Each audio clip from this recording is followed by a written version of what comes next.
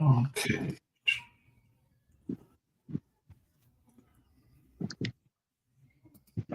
Okay, he's joining now.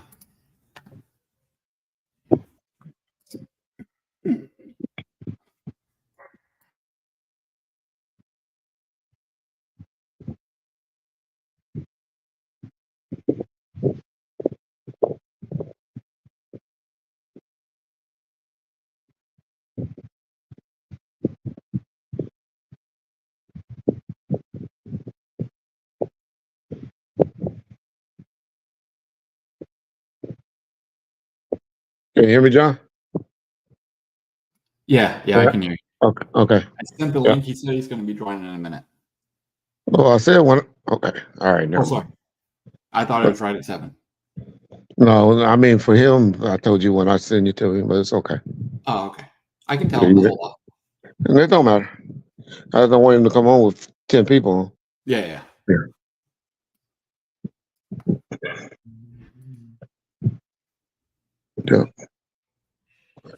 What up, all first? What up, guys? What up, racists? Okay. Reggie the racist? Okay. Miss Martin, Almighty Trey. What up, AGTV? Yeah. What up, DJ Coma? Anisha Habit, Wobble, Starman. What up? What up? Miss Martin, Mr. Stevens, Discover Wealth Now. Yes. Miss Amber. What up, DJ Coma? Respect. Mr. Man. Prentice Nolan. DJ Coma wanted me to cover something. He wanted to know who were the 4 guys that was in the car that Suge keep talking about when he mentioned three people's name, and he wouldn't mention the 4th person's name. With the Snoop Dogg situation. Do y'all know? Can y'all tell me? Can somebody tell me what was the 4 guys' name? DJ Coma wanted y'all to know. The old Ray, yeah, it's a shame. I see what y'all say. Y'all always accuse me of just talking about Tupac, which I really don't.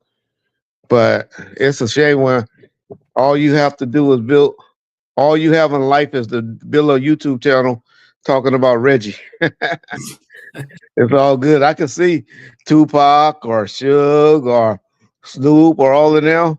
Mm-hmm. But when you're that low on the status for talking on YouTube about Reggie Wright, your whole channel is about Reggie Wright. Just think what that makes you in life. But it's all good. What up, Brian? Prentice, man, how you doing, man? How your son doing? He's still hanging in there at Ohio State, or did he move? You know, everybody with the NLIs, boy, they move. I hope he's still at Ohio State though. But if not, I understand. Antoinette Rodriguez, hello. How you doing? So we got Poetic Flacko. He's gonna be joining us in probably about 3 to 5 minutes. And man, if y'all haven't been over to Poetic Flacko's channel, man, that dude been killing the game. He's been killing it. Y'all know I was a big fan of what Art the Dialogue does with his channel, but Art got expenses. He got to pay a cameraman. He has to pay. Most of those guys being Airbnbs. He has to pay editors and all of that. That guy doggone Flacko is doing just sitting in front of a fucking camera in front of his TV. I mean, if sitting in his living room in front of a TV and killing the game. And when I see young brothers doing stuff like that, I'm proud. I'm glad. It makes me like, damn, okay. So we bringing Flacko over. I know he doesn't take care of DJ AG. I know you hate on brothers that's doing good, but it's all good. Hey, you gotta tip your hat when somebody got their YouTube channel popping. Reggie, do you have a nephew that's a trucker? Not to my knowledge. Not to my knowledge. My nephews, my real nephews, are all young. My oldest nephew is about 25 years old, to be honest. But you know, I have a lot of people that call me Unc. As y'all gonna see, Flacko refer to me as Unc. Yeah. So, all right, DJ AG, you're not gonna come over here and troll, I guess, man. All you do is cops, me, Greg, and that other guy. So you're not gonna come over here trolling, I guess, though. I'll let you go and deal with Bosco. Yeah, I remember when you was Bosco and what's his name? My other boy, Young Mouth. That's all you used to care about. And 6ix9ine. But now, you know you my guy, AG, but come on, don't be over here dissing people. Reggie, if Drake win a lawsuit, what will happen? Ooh, that's a good question. You know, I think he'd just get dismissed. I think they'd make a settlement. He'd get a bunch of money if he wins. But I think the play is going to be for him to settle in court and maybe get released. Who would sign him? I don't know. But I think Drake is one of the very rare artists that can just drop stuff out on the streaming service and make all the money. I just really believe that Drake could do it. His name is big enough. Yeah, somebody got their speaker on, so we getting. Is that you? Is Flacko here, or is that you, John? Yeah, here. Okay. Here. Hey, man, give me 1 second. So, like, for some reason, my camera isn't working. I'm trying to. Okay. Well, take your time. I'll just talk to him. We got a few minutes. Just let us know when you get it working, Flacko. Sure. Okay. Have you spoke to Sharita? Not lately. No, I haven't spoke to Sharita lately, King J. I saw Sharita didn't like Gene recent video. I saw that comment as well. I think my boy DJ AG highlighted it and showed it to me. Well, she don't like when you talk about Kevin Gaines, and I agree with her. Yeah, you still echoing, Flacko. I totally agree with her. That's just how I talk, SYD. Or you talking about Flacko, but you know that's just our mannerism, big dog. Everybody doesn't speak well. Everybody don't have that gift of gab, and that don't make you stupid just because you stutter a little bit. Do it, SYD. I don't know, but I know I mess with you. You give me a name, I'll mess your name up in a minute. No, everything's been lost. I don't. She never had any publishing, Willie. She really senior. No, she never had any publishing or anything. So no, everything was lost in the bankruptcy.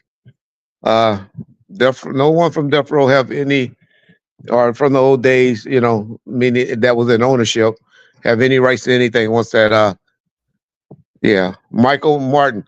Why would we want Phil Carson over here? If you believe Phil Carson theories, then this is not the channel for you. You need to go over there with RJ Bonds or I don't even think Del Rey believes what the things he says. All right, Dream Master, thank you for that super chat. Say, I'm your friend, and for a time depends on subjects. But please leave Gene Deal alone. He is the truth, I'm sure. No, I think Gene is like all of us. He makes mistakes, has some truth, and some things be spot on, but everything is just pretty much opinionated. And that'd be my take on Gene. But I don't really have no major issue with Gene. I just don't think some of his things be right on. I think he'd be creating or making up stuff as he go. I can tell you, I could really show you about 5 different subjects that he have gave you 5 different answers to. But y'all don't like when people does that, so I'll leave it alone. Spotted you on old Chucky from the T Flats. Yeah, one of them is dead. One of the guys are dead, and one of them I hear is a shot caller in the state pen. But when I was a cop, and that was probably shot in like 1994, 1995. Y'all know the cop that I was talking to was the cop Bobby Ladd, the guy that was on our show that did some interviews with us. He was the gang expert in that city at that time. Any of those Mexican gangs in Compton, they knew Bobby Ladd and Brennan. Not only the blacks, but Bobby Ladd and Brennan as well. They were real instrumental with the Latin gangs. Okay, so okay, Flacco, let me know when you're ready, buddy. Yo. Oh, okay. Perfect. Is All this right. still echoing? No, you sound good to me, John. John, you can tell us. Yeah, no, it's perfect. It's perfect. Okay, John, I took care of all the super chats so far. Yes. Yes. Okay. So far. All right, so I'm going to introduce our boy. Y'all know him from over there, No Jumper. Y'all know him from his own channel. That's where I listen to him the most at. I'm very, very proud to see what he's been doing. He is glad to show you and to brag about how much money he's been making lately. But hey, I don't mind it, and I'm not a hater. So when I see young brothers doing things like that, I'll be proud of. Matter of fact, me and John was talking about a week or two ago, and he was trying to tell me. He said, "Reggie, would you stop cussing? Would you stop cussing so much? That's why our BPM or RPM be down." And I want to ask you because I heard you talking about a BPM or RPM recently on one of your episodes where you said it was almost $20. So how did that go? Is that just by them listening a long length of time, or is that just by or the what they call it, the content that you're putting out? How does that determine? Because ours are always like $6 or $7. And when I heard you say $20, I was like, whoa. Here, right. So, like, for example, right. So, it's definitely kind of random, right? In terms of like 20 is like a once in a lifetime. No, but like my RPM usually stays between $9 to like 13, $14. And When how me I and do it John started off, that's what we were saying, and then we noticed we went down to 5 to 7. But go ahead. I'm sorry.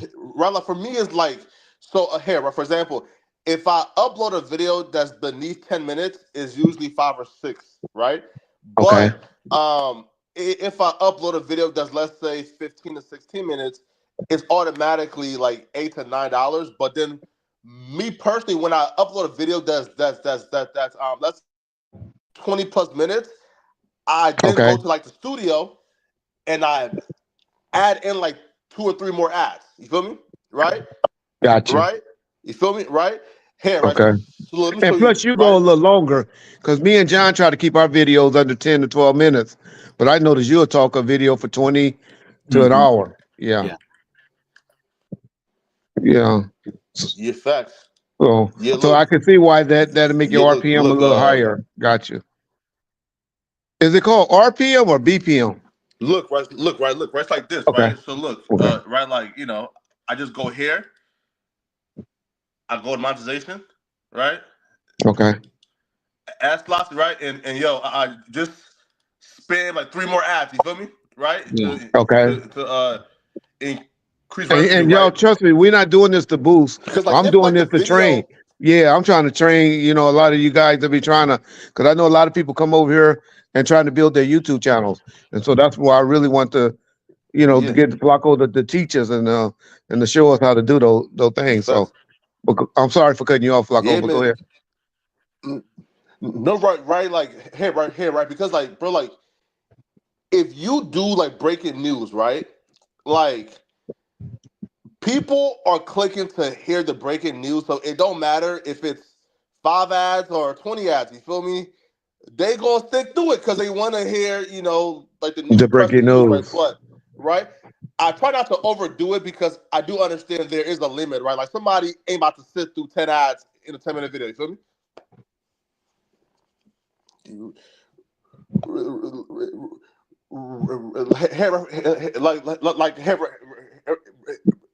Yo, also too, is this like, listen, is like the recent, like surge in views? I think it comes from, so like, it started off with like the big U indictment, But then Yeah. like what I've noticed, yo, is when you have momentum, you just gotta Gotta don't ride stop, right? it. So Gotta keep pushing it. Yeah. I was you talking to feel my me? boy Compton Ricc Roc, and he told me that that's the advice you gave me. And you know, me Yeah, and John man. does it a little different over here. We Yeah. more of a 10-minute segments. We tape every Sunday, and then we throw them out. We this Yeah. week try to do something different, just to do live streams a little bit more often, and then we did a couple of breaking news things. But so we are different than how you do it, but Of course. it's still, it's still good to know. And like I said, the only reason, this is not why I brought you on.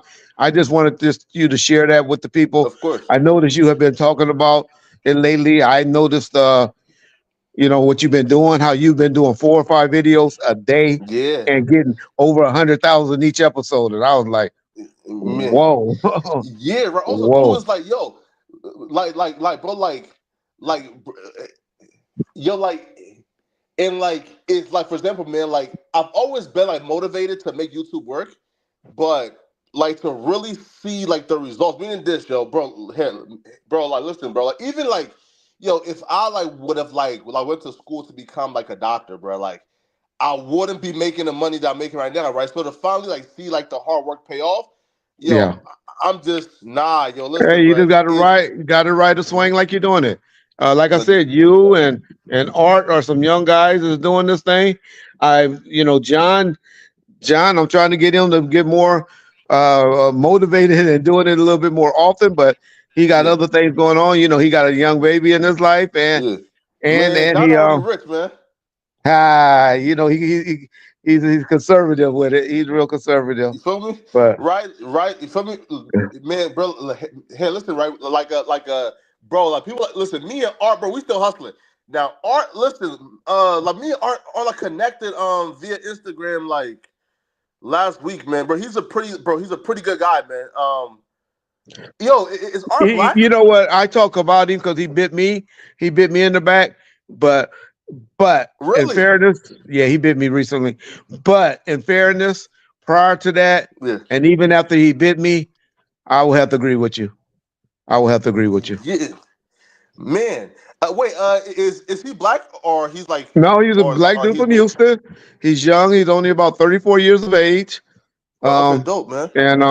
and he's trying and he's hustling and he found a lane and in my opinion, he's doing a great job. Just like you bit Yeah, off of DJ Academics, he bit I off of know, Vlad. right? Yeah, and y'all no, and y'all listen. taking it too. Y'all putting y'all younger version on it. Yeah. Yeah, yo, listen, yo, I'll be real, yo. Like right now, in terms of like, yo, like art, like, and art started off as kind of like the understudy or somebody who like we could see is kind of like, oh, like he like reminds us of Vlad. Right now, art is like damn near like he's right up there with Vlad right now, bro. Feel Oh me? yeah. If he In would terms of elect to UI, put out as many videos as maybe a Vlad or No Jumper doing it, it'd be interesting to see if his numbers will do better or well. yeah, But I don't think he would change up the game, and I wouldn't advise him changing up the game at all because right now he has a great formula going on for himself. But yeah. we're not gonna keep talking about him. I don't want to get on his. I don't want to be on his nuts, and I don't want to get on his nuts. Nah, facts, man, And- facts. exactly. Uh, Okay. so um, so Flacco, man, Mm-hmm. I know you've been tapped in with the latest that's going on with damn near every subject, but Mm-hmm. I mainly want to get into you first with the loose cannon and brick baby situation. This is anything Sweetie. that sweetie. Have she started selling no t-shirts yet? Me and John was trying to look because we wanted to help promote the t-shirts, Yeah. but we couldn't find them. Where's her website at? And so, but if she don't have Yeah. those, Oh tell her no, she need to make it's some sweetie t-shirts. yeah, it's at loosecannon.com. That's what it is. I What think. Let's see. on the YouTube or the website? Like the website I think is loosecannon.com. Let me look it up real quick. Okay. What? Oh no, damn. Mhm. I see the website is the domain Yeah, is that's what I now said. John available. was I trying guess to find it and he I'm not couldn't sure. find it. I can't find it. Yeah, I couldn't Yeah, find it anywhere. Yeah. Yeah, nah, that's crazy. Yeah. Okay, so they must Yeah, have pulled nah, it yeah, down. I can't So find it no more. all right, well, cool. Yeah. So, but anyway, what they're going on? You got any new breaking news that? Because I know you've been getting it daily. They called you today or anything, or well, Man. it looked like their Man, bill got listen, so denied because the last of time I social talked to Loose media. Cannon, Mhm. yeah, no, Go man, ahead. the last time I talked to Loose Cannon was yesterday at like 4 p.m. Okay, be careful, son. So Have a good I time. mean, right, like what I heard so far was his bond got Text denied. us Now when you here's the get thing, there. yo. Oh, I'm sorry. Like these dudes to me, bro. Listen, just based on what like I've been hearing, like talking to them, bro. I don't even consider them in jail, bro. These niggas is at summer camp, bro. Bro, these dudes Well, are the at summer feds camp, is bro. different. You Yeah. know, prison right now is, and especially the feds, because it's a little cleaner and a better environment. Uh, Yeah. it's just once you get past the politics, Yeah. I'll be honest. I ain't trying to glorify prison or anything, but if It's you can fun. deal with the politics, Yeah. it ain't that goddamn bad. Come It's just you on, got yo, to know how to play the basketball politics, all day now. huh? Listen, bro, listen, right? Look, right? Because they playing for basketball now all day, every day. They out here cooling and having fun, man. So when I talk to them, like immediately after getting their Now you know they like their trolled us bond about that appeal fight like shit, right? denied, You know they huh? trolled us about that fight shit, right? Talking about they all had a fight and all of that. Yeah, that was not. Yeah, that don't listen like that don't sound like it was too true. Um, but which is why like I don't quite understand, right? Because I would hope if you're trying to get bond, right? If you're trying to get out of jail, Correct. shouldn't the last thing be I'm having fights in jail, right? Like shouldn't like the last thing that you like want to put out there is I'm having fights, or maybe yo, if I'm not doing crime, I can do various podcasts and lie about having 20 bodies and all that does is bring me attention and money because I mean the feds can't put 20 bodies on me that I'm not doing, right? So maybe the feds can't put a fight on me that I didn't do, but the clout from it, but the audience gonna think I have a fight, right? So but though, and the fight was actually and that got brought up at his bond hearing, right? Correct. Um I heard that. Yeah. yeah, right. So I talked to Luce directly, and here's what he Yeah. told me was the actual series of events. And he told me that when he walked in, he seen Eddie Boy sitting down, and he says, "Why is Eddie Boy here? I don't fuck with cuz on Neighborhood Crip." I heard that. Yes. Fam, listen, bro. Saying this while fighting a Rico that's accusing you of being part Yeah. of a gang, Luke Cannon to me is the realest nigga to ever live, bro. Realists are Bro, stupid. Realists are listen, stupid. not real, bro. Listen, we've never seen. That's Listen, bro, stupid, Flacko. That's we've stupid, never seen dog. nobody. Listen, we've never seen nobody like Luke Cannon before in our lives. That's Never. stupid. Listen, it's dumb. Stupid. Listen, it's dumb, but it's still better than the alternative, which is, yo, there's dudes who ain't even get indicted. These dudes are just YouTube trolls. These dudes were out here scheduling phase at parks, gang banging, all across YouTube for at least a year straight. The Rico happened, and now these dudes doing Bible studies. Now that what I don't respect, bro. You feel me? Right? Again, I don't respect getting in trouble, Yeah, but the and then you courtroom go is from something being different, man. Teflon Don, Yeah. So huh? his courtroom is different, dog. You got to act different in court.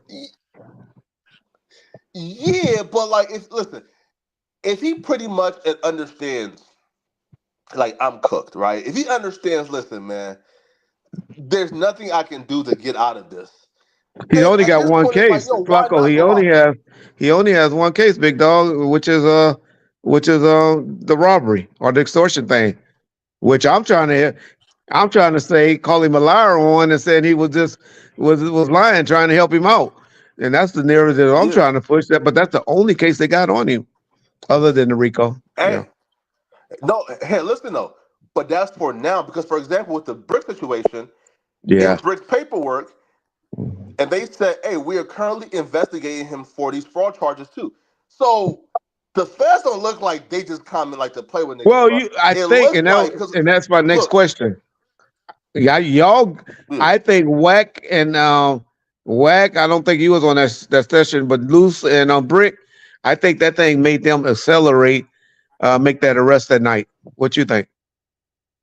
That conversation that they Yo, had talking with Whack yeah. and 600 exposing that DNA stuff. I don't think the Fed was ready to do an indictment yet. That's why they went by way Man, of facts, right? complaint. Because the feds, no, because the feds told the family that they plan on coming. What, like they said, late, like late March. No, yeah, what, like late March, early April, right? Mhm. Right, you're right, like late March. Yeah, That's what right. they told the And they family, but they came. usually, yeah. Yeah, right. Excuse me And one they second, came. Flacco. I see somebody in here I want to invite on with us after you get through. Sure. Compton Ricc Roc. Tell me if it's okay or OG in the building. text me and let me know if it's okay if I send you a link. I'd love for you to Yeah, join in with us, Compton Ricc Roc. So text man, me facts, man. or tell me in the chat that it's cool. Okay. But go ahead, Flacco. Sorry about Man, that. facts, right? Yeah. Yeah, no, listen, right? No, look. So with the Brick situation, we thinking Brick only got the gun case, but then in the paperwork they're saying directly we're investigating him for like fraud charges. So it don't look like, bro, like the feds is done, bro. Because for Yeah. example, Luke Cannon ain't being charged with the fight with like Jay Reed outside of Philadelphia. Yeah. That's And on you know camera. what? And Like you know that's what in I'm scared 4K, on that right? one? I'm Right? scared of that. I'm scared of the other people on that other What? side, the other side of the color, the red side, for that. Because you notice none of them got picked up yet. Mm, And I'm scared. And usually when they let you set come out, on, bro. when they let you set out, mm, yeah. Listen, right? Because again, because listen, and that's fact. Respect Because for with that Brick super chat, Baby, Compton Ricc Roc. yo, Yeah, go ahead. Sorry. man, right? Look, cause with like Brick Baby, he got first arrested in 2023, and the Fed said, "Yo, we've been sitting back just watching him for 2 years, right?" I'm going to step So, away for a second to send bro, a link to it, Compton Ricc Roc. Go ahead and keep talking, Flacco. bet, cool. Right, facts, bro. So look, bro, if the Feds is pretty comfortable and confident, bro, that yo, they can sit back and afford to just watch somebody for 2 years, bro, and not bring charges, yo, I don't think that all the dudes that we see and like on these podcasts are safe as well. Cause like again, I think it was in like it was in Brick's paperwork where the Fed stated, yo, we didn't want to even raid Break Baby House in 2023. Hmm. We wanted to sit back and allow him to just feed us more, right? But we had to raid his house in 2023 because we thought right that and there was an imminent threat. We thought that there was an imminent that we thought his wife and baby mama. So Fez is saying, bro, that yo, even like this timeline where Brick got booked in 2023. The Rico is coming right now. Fed's saying, bro, yo, we were forced to do this. We didn't even Yeah. want to pick him up the first time because, right, again, we wanted to sit back and allow him to sort of like be free because their goal was to take Big U. And that's where Brick fucked up because Brick Baby was never going to be on his Big U indictment, as we see now, right? And the only reason why Brick Baby is currently fighting like the Fed case and the gun cases and the and and and the fraud charges was because the Feds had probable cause to raid his home after they heard him on wiretap saying he's gonna kill his like girlfriend, right? So What year was once they that? What got year was that, that? What year was that? uh, this was 2023 and 2022, right? Right. Okay. So here, right. So look, I can pull that right now for you too. So pretty much, right? Like the Fed said, um, that Brick was caught on wiretap. So, and he was talking to his mom, right? And then he came to the house, and his girl was outside, and he told his mom, "Yo, she must be trying to like expire early." And then he asked her, "Do you want to die in front of your son?" Right? Um, And then there's wiretaps as well where she's But was he screaming at charged him. with that, Flacco? Was he charged with that, or that was just an excuse that they used to put him in custody? He wasn't charged for that, right? Yeah, no, right, right, no, Russell, right, no, Russell. They're saying one, that was our reason to raid him, and Gotcha. based on that raid, and they found the firearms and the bank cards and social Yeah. security And numbers that's when IDs. Wack started to believe that he was turned after that arrest. Wack believed he was turned after that. Again, no, I don't believe it though. You don't believe that? Okay. Right? I don't believe that he was cooperating. Hey, Right? John, Like, let me to know me, if you see if Compton Ricc it Roc don't come make on. sense, If he right? comes on, let me know. Okay. Okay. I'll let you know. All right, go ahead. But Keep going. You there, Flacco? no, right. So like for me it don't make sense to me personally to say that Brick is cooperating. Because Okay. one, if he's cooperating, then but where's the leniency? Right? Again, We'll know that once the 5K federal done, once AK-47 case. sentencing comes. Once the sentencing comes, we'll know that. But is that the only charge they have on him? Is the firearm one or the unsealed indictment?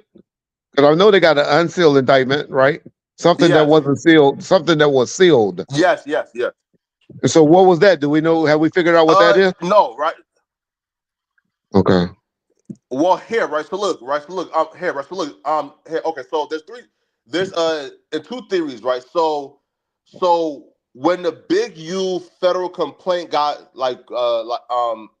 and got posted, and they said that Brick Baby had a sealed indictment right now that's gonna be, I guess, unsealed later on. Yeah. That was the AK-47 case. Now, Wack is saying that Brick Baby has something sealed in terms of the Jersey, like the Jersey Oh, 16. that's what he talking about, the Jersey mob. Yeah. Okay, What's so they going on? Can did y'all hear charge me? you for the AK-47. Yeah. Reggie. Okay. What up, Compton Ricc Roc? Okay, thanks, Compton John. Ricc Roc in the building, man. What's up, Unc? What's going on with y'all, Respect. man? Welcome to Bomb First, man. Glad to finally have you over here, brother. Oh man, it feel good to be here, man. Right. We Man, in got here the with this beard Flacco. moisturized, man. If Got the beard Flacco, lined up. if Oh, Flacco yeah, at the top yeah. of the mountain for a one person man, you right up under him because you've been doing things, man. I love how you've been blowing your channel up as well. Hey, Man. they don't know. Hey, they don't know that I had got on that phone call with Flacco and he gave me some tips, and it been on ever since, man. Okay, Yes, sir. okay. Hey, Shout listen, out. though, bro, like, I seen the views, man. Oh Yeah. yeah. Flacco And he gave me been some working games. it. He been working it hard. Yeah, he been working Wait. it. Yeah. Hey, you know what? A lot of people like to beef with Flacco, right? Wait, But hey, the game that he gave me, it been working. I might have breaking up. 1 second. Yeah. It's been working, huh? It been working. Just keeps throwing it out there, huh? Yeah. I saw me and John looked at his channel one day and we noticed we was like, damn, that brother doing 4 videos a day, 100,000 each. Man, And we was like, okay. He was killing them, man. He gave me some info that kind of worked in my favor. I was like, you know what? This worked. See, a lot of people like to get on here and go back and forth and beef with people. I try to like eliminate that because you don't know who could teach you something, who you could learn from. And you block your blessings by beefing with everybody, you know? So it kind of worked in my favor. Yeah.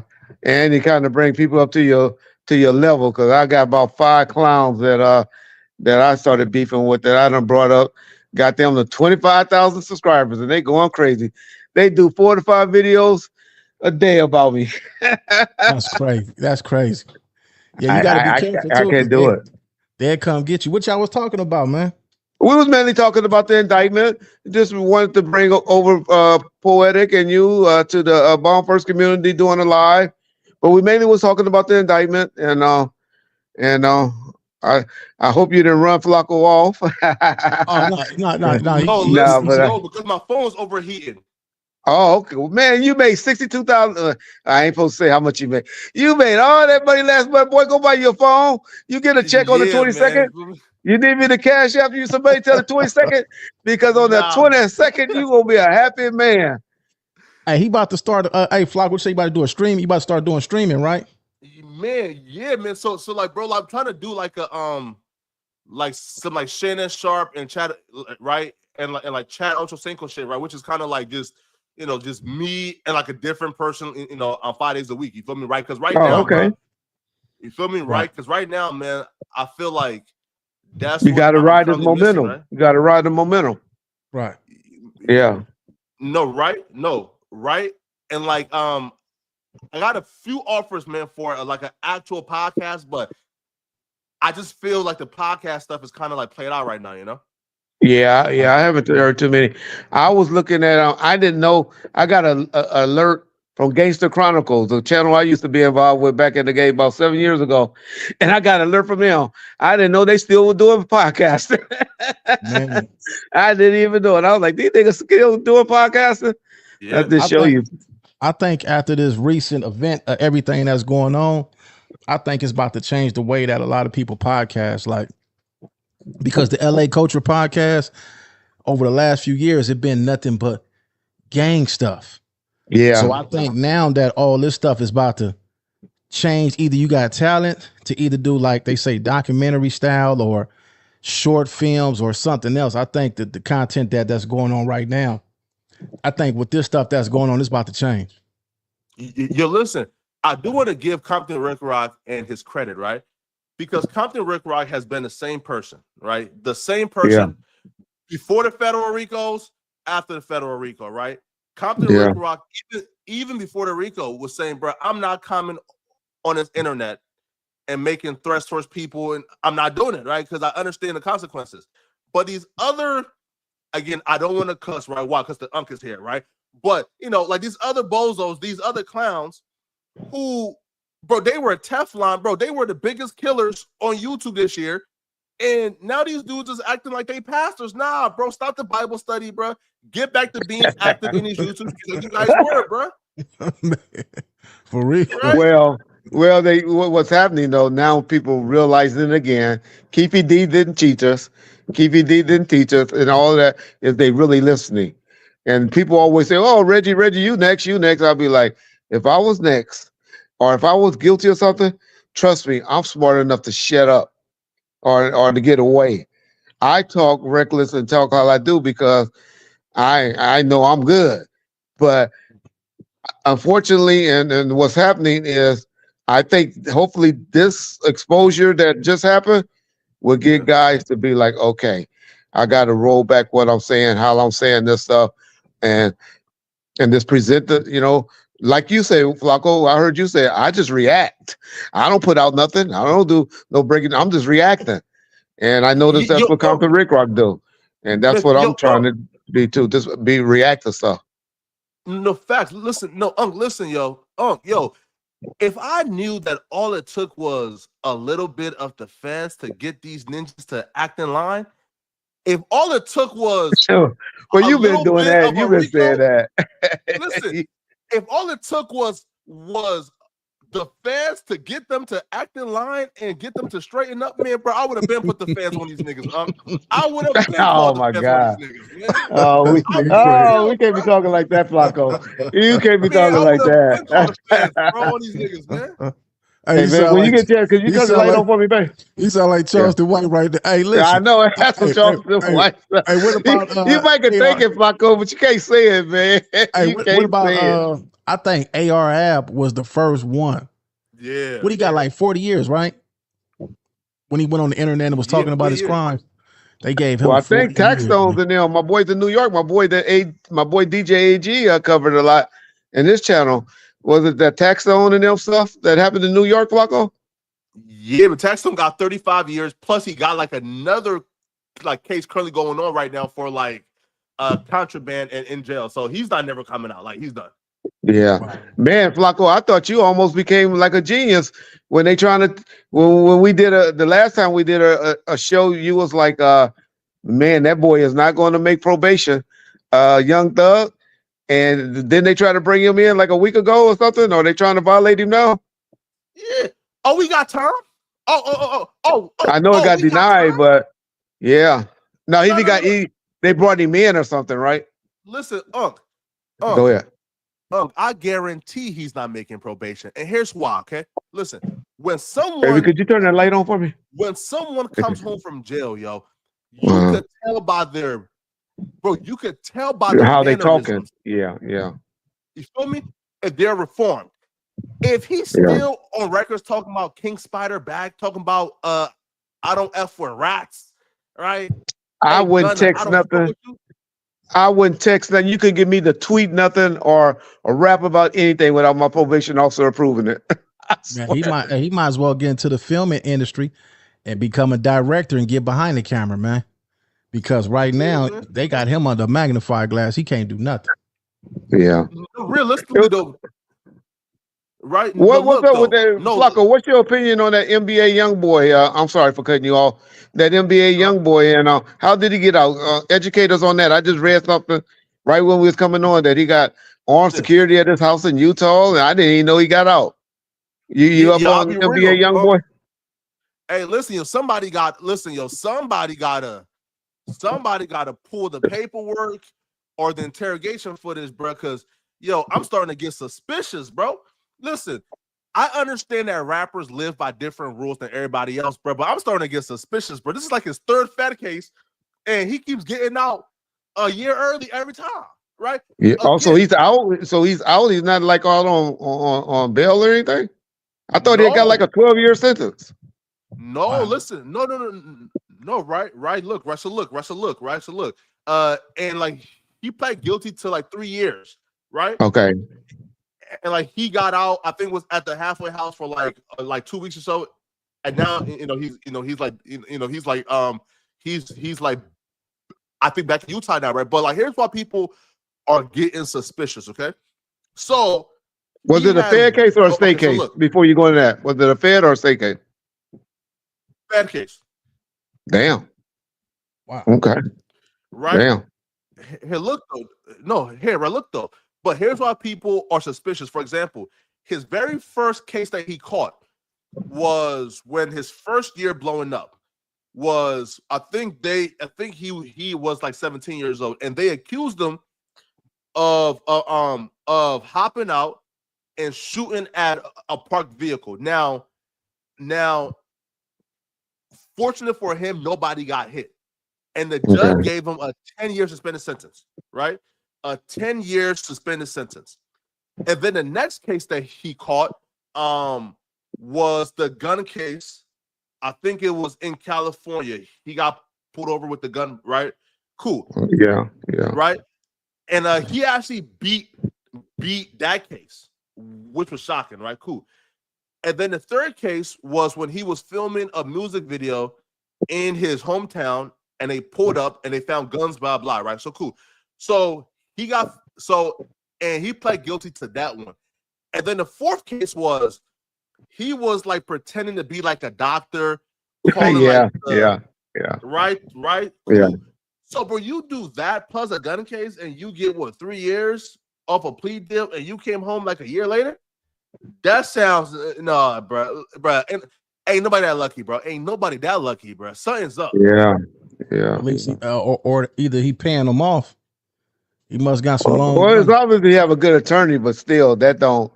What y'all think of the Boosie? And I don't want to pick no war with Boosie. I kind of like Boosie, but have you ever heard you buying that story that they just got it in like a stalemate?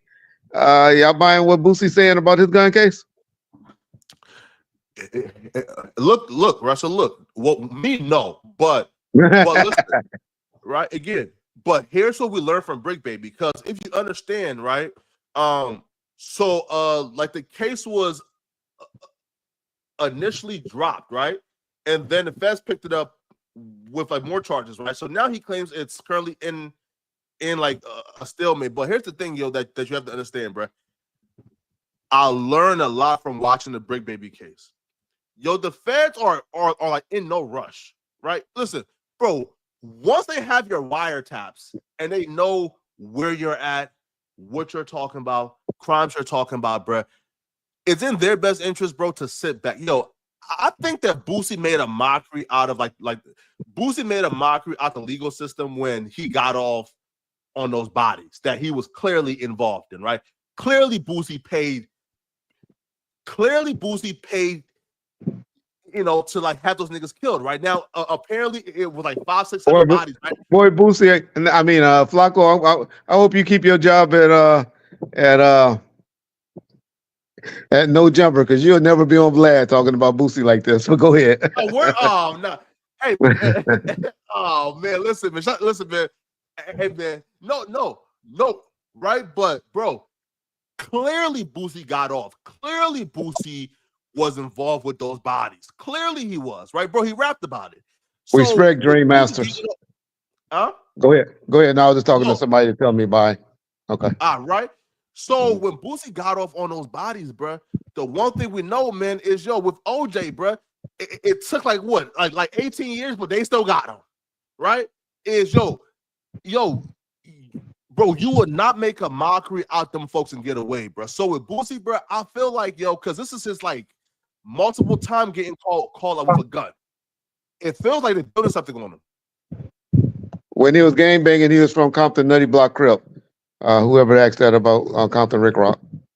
All right, go ahead. I'm sorry. I'm a civilian now. I said when. Right. What you think about this, man? The loose cannon in the Brick Baby case, right? Man, what you think they got action? Just go ahead and take a deal, or should they fight this? A deal for the sure. deal right now is 20 years. Oh yeah, they're gonna have to. Damn. That's all they're coming at right now. You gotta 20 years, then you gotta do some talking. Nah, bro, that's not a deal. For 20 years in talking? On a RICO case, they can give you life. They can give you up to life. Now, if they was in their 20s, they could do that 20. Yeah. At the age they at right now, it's pretty much, man, shit, you're gonna have to walk out that motherfucker with a cane or a wheelchair. Yeah, it's over. How about look, right? So loose cannon is in a RICO. Brick is not though. So Brick, we don't know what we don't know what that sealed indictment is though. Until we learn what that sealed indictment is. Right. Well, Russell, look. Again, like the sealed indictment that was mentioned in the Big U complaint, that was the AK-47 case. But Wack is saying that he has a sealed indictment for Jersey that we haven't seen yet. So again, we don't know if Wack. Yeah, but isn't that case moving forward? Isn't that case moving forward? The Jersey case. It's about over now, right? Because yeah, well then that ain't what it is. That's not what it is now. Yeah, that's not what it is. I'm gonna catch you brothers on the next one. I'm fit to get ready to go get dressed. We about to go out. So yes, sir. All right, brother. Well, we appreciate you coming on and grace us with your presence. Oh yeah, man. It's always a pleasure. It's always a pleasure to meet y'all, man. Keep up the good work, man. Keep doing what you're doing, man. For sure. Yes, sir. All right. Flacco, somebody paid $1.99 to ask you. I don't even know what this is. He want to know, Flacco, are you FBA? I don't know if he meant FBI or is that something or FBA? Where's your family from? Right. So like FBA means like foundationally Black American. Like that's the thing that Tariq and she started.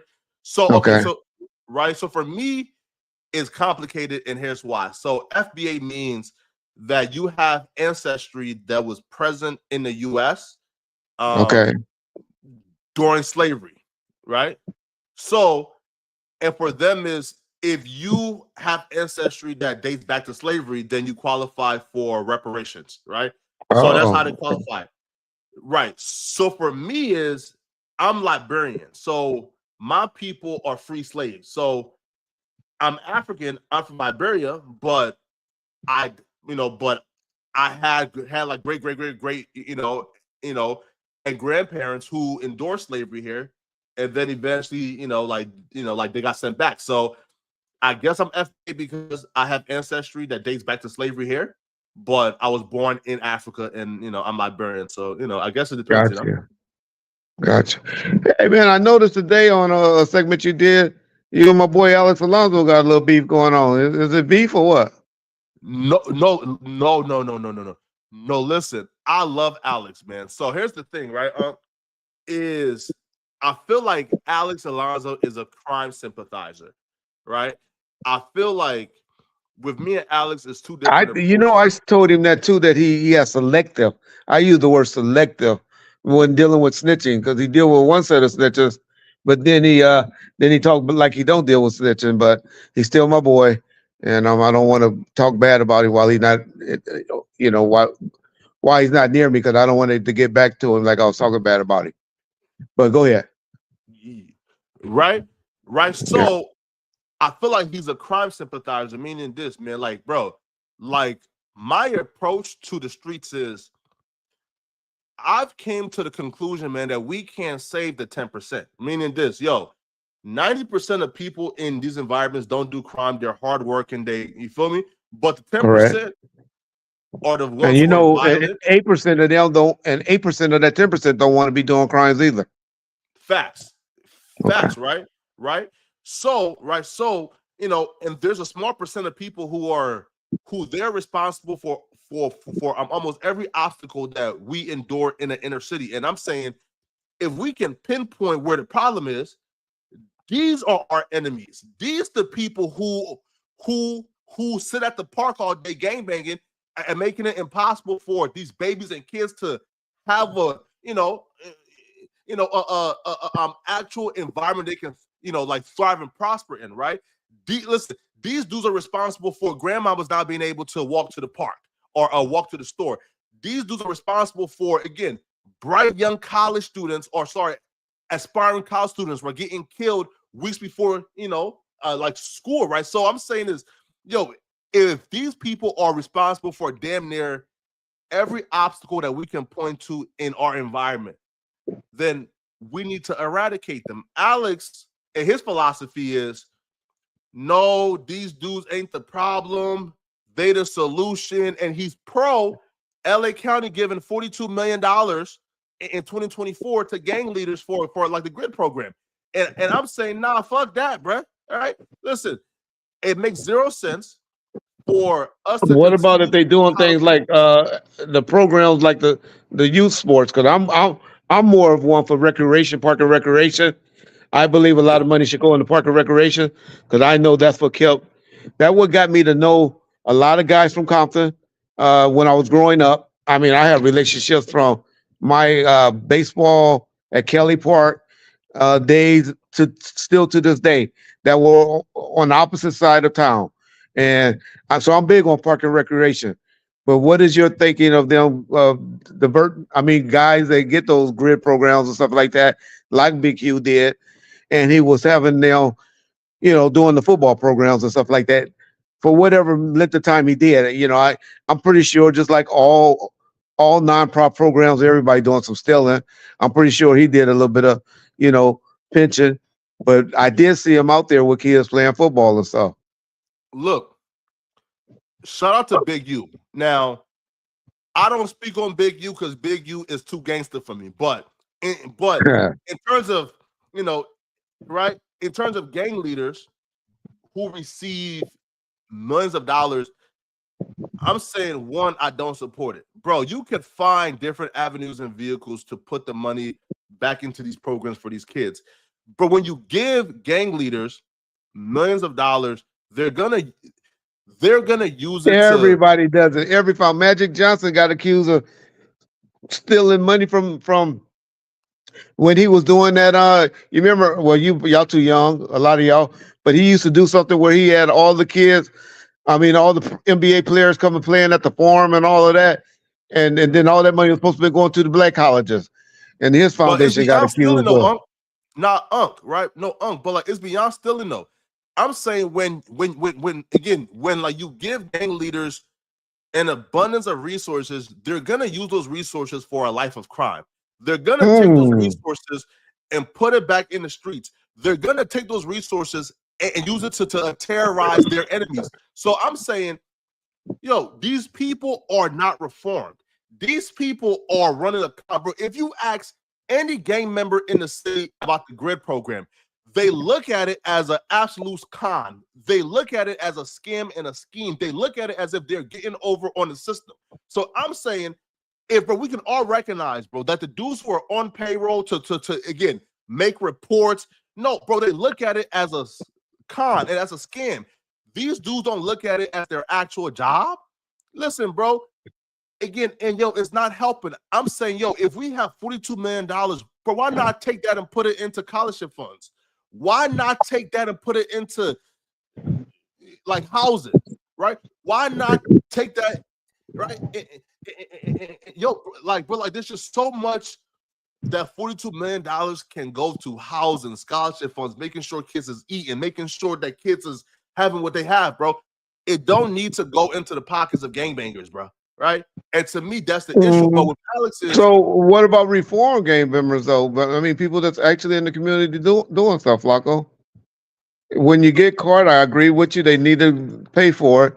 But there are some gang members, ex-gang members and stuff like that, that are out there doing positive things, Flacco. And they are willing to take the chances to go into those parks and those locations that a lot of regular people or working people are not willing to take the chance. So, I would just think you to evaluate that.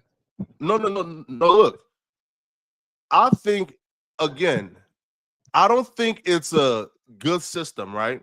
Again, we tell somebody, hey, bruh, if you want to make millions of dollars, the pathway is you become a gang member, become the most ruthless, vicious gang member, become a gang leader. Okay, that's a gang banger. You can retire and make millions of dollars. You know the difference between a gangster, gang member, gang banger? No. Yeah. Gang bangers are the ones that you speaking of. You could be a gang member and don't be with that life. You know what I mean? All gang members are not bad people. Is all I'm just trying to say. No. Look, right? No, look. When I say, like, for example, right, I do understand that being in a gang is not a crime. Meaning this, y'all. Being in a gang is like being in a fraternity, right? If you guys are not committing crimes and y'all are just there, like for like. You say you guys. I'm not a gang. I'm not a gang member or a gang banger. Hey yo, Unc. Listen. Go now, yo, I didn't know how much people hate you until I made a video about Keefe D. So I made a video saying, man, bro, Keefe D is out here capping, bro. Ain't no way Reggie Wright is involved. My entire comment section is, oh, you compromised Flacko. Of course Reggie Wright is involved. Of course he killed a Tupac and Biggie. I said, huh? Why do people think they believe that they have I have a hate I have this guy named Snitch No Joke channel and this guy named Discretion TV and then this guy named Straight Game TV. I don't know what Straight Game TV believe, to be honest. But and then RJ Bonds and them, and they have a cult of people that disloyal to them, and they go out and fill up the comments and go against me. But I don't understand how people could disregard all the things that Keefe D says. Now, if it was about Biggie Small, I couldn't argue with him. I'll be like, well, let's find the evidence. But for people not to believe that Keefe D was telling the truth when he gave that is just, I don't understand it at all. But I'll just wait and Keefe D for me, right? So take out Keefe D for me.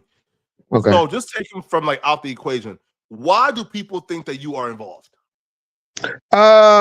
Because the hate. I don't really believe they believe it. I just believe the YouTubers I know don't believe it. I think they just push that for to get views, to have a subject to talk about. The 5 different YouTube channels that constantly push it, that's the only subject they talks about. That's all they talk about. Really? They have no other subject. And so they have this code. I don't know. I don't get it. Me and John thought once Keefe D got arrested, it would go away, and it did for a minute until his attorney came, or a private investigator was on the case for, I think, not even a week, and he said, and this is what they mainly forget is the private investigator said he got information within this week that Tupac was killed in the hospital and Reggie Wright had something to do with it. And people, that quote, believe it. I don't believe it's everybody. I believe, we have a fan base over here. We put out anything. We're going to get 15,000 views. We can say anything. So we have a loyal fan base, but we have a loyal fan base of haters too that give smaller channels 5,000 views. And you know what 5,000 views get you. I mean, you know what 5,000 what 5,000 views get you. And they do this on every video for that little $20 or if that. Hey, listen, if you drop 4 videos a day and do 5,000 views each, you made $80. You made $80. Yeah, 80. Well, yeah, right. Between 80 to 100, right? So again, $100 a day. That's 3,000. Is that 3,000? No, income right there. But you said how many videos a day? 4. For you to drop 4 videos, how much time that takes for you to do it? Like 6 hours. Exactly. I mean, and you got to study the research and all of that. But hey, if that's what they want to do, to make that $100 a day, then like the Pac never died from the gunshots that Pac died from the plug-in port. I'm sorry. Is it true that Pac never died from getting shot? That Pac died from his mom pulling the plug? Okay, all right. Let's clear that up. Number one, no one dies from gunshot wounds. Anybody that you ever hear that a coroner report, they died from something else. Either you bled to death, you had heart failure, or something like that. Gunshot wounds is called it's a secondary condition to your death. But you usually die from heart failure, loss of blood, or something like that. But the Pac had to keep getting resuscitated. So she made the decision after the second one, the next time they have to do that, not to have him resuscitated because she didn't feel that she wanted to keep putting him through that. What? Yeah. I mean, like as somebody who was involved in it, do you feel? That's the mother's decision. Who else in his life? You know, there's she didn't feel as though he would want to live in the condition he was. He didn't. She didn't feel that. But who was her to make that decision for him? His mama. Hey, listen, man. I'm sure if Pac had to choose between being alive right now, being a multi-millionaire, being alive, I don't think he would. He had no liver. They had removed one lung. I didn't mean to say liver. They had to remove one lung. His finger shot off. He wouldn't been able to smoke, drink. I don't know. That was his mother's decision. Who are we to question his mother's decision? Yeah. Hey, listen. I'm just up to believe it's a life or death, bro. That you always choose life. Meaning, bro, like you playing a role of God and choosing to get this man, bro. Because again, from what I heard, Pac would have been alive, right? Like Pac would have lived. We don't know that. I never heard that. People have always speculated and said Suge finally admitting that he called Snoop that night before, that he actually died and told him Pac's looking bad, that we don't think he's going to make it through the night. You need to come here and say your last goodbyes to him. So it was obvious that the hospital was telling them that he wasn't looking good for Suge to make that call. But a lot of YouTubers, people that had shit to do with his life or anything about it, will put out there to you that he was doing great. He was talking, and that's because people played with his life, even Suge, saying he told him to put on the song, "You Never Had a Friend Like Me," that was playing in the car. He told him he was in the ambulance talking about you bleeding from the head, or You know, so people say all of that stuff to make, but man, he wasn't talking here. like that. Well, look, didn't like and Suge say that Snoop Dogg was involved? Suge been saying that. Suge is just trolling. He has a hatred for Snoop Dogg right now. That's out of this world. And he used Snoop to weaponize. He's using Pac to weaponize.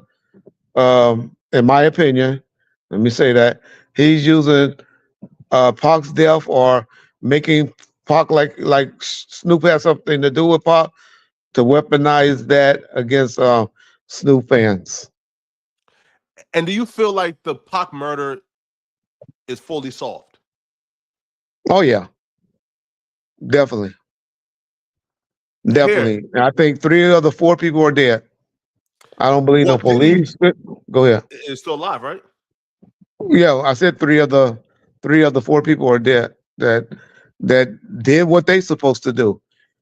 Yeah. Did what they felt like they supposed to do when you want to do in this gang life. Yeah. People don't like to hear it. People don't like to see it. But Pac was wrong for putting his hand on that man. Now, why you take it to escalate it as high as they did to shoot somebody because you got hit?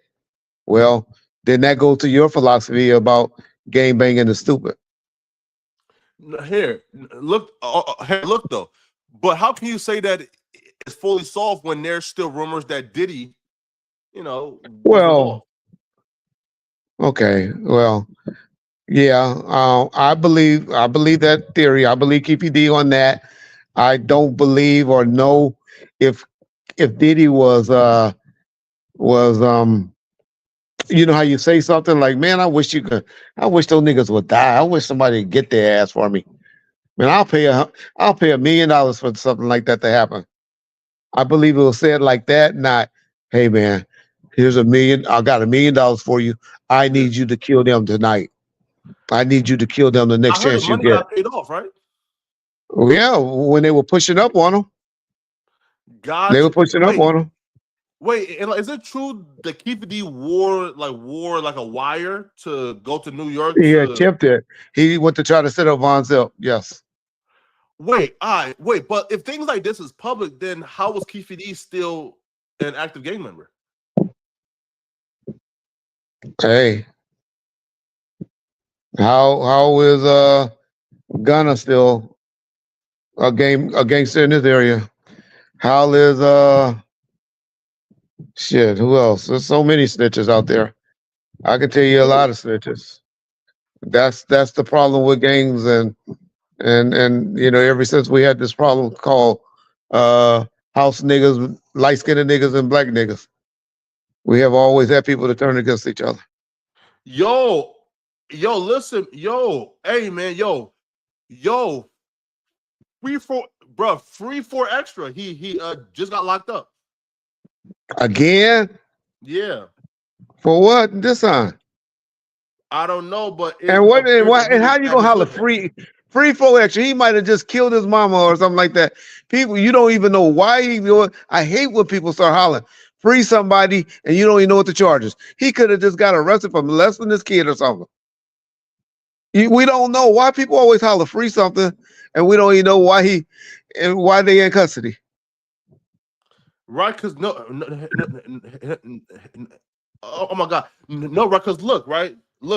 Because look, and he said. But I knew when he antagonizing his probation officer like that online. I think it was Compton Ricc Roc. I told Compton Ricc Roc, oh, he's going to jail. I said he's going to jail. That white probation officers, I don't even care, black probation, white, they hate to be talked to like that. Man, facts. And today's the hood day.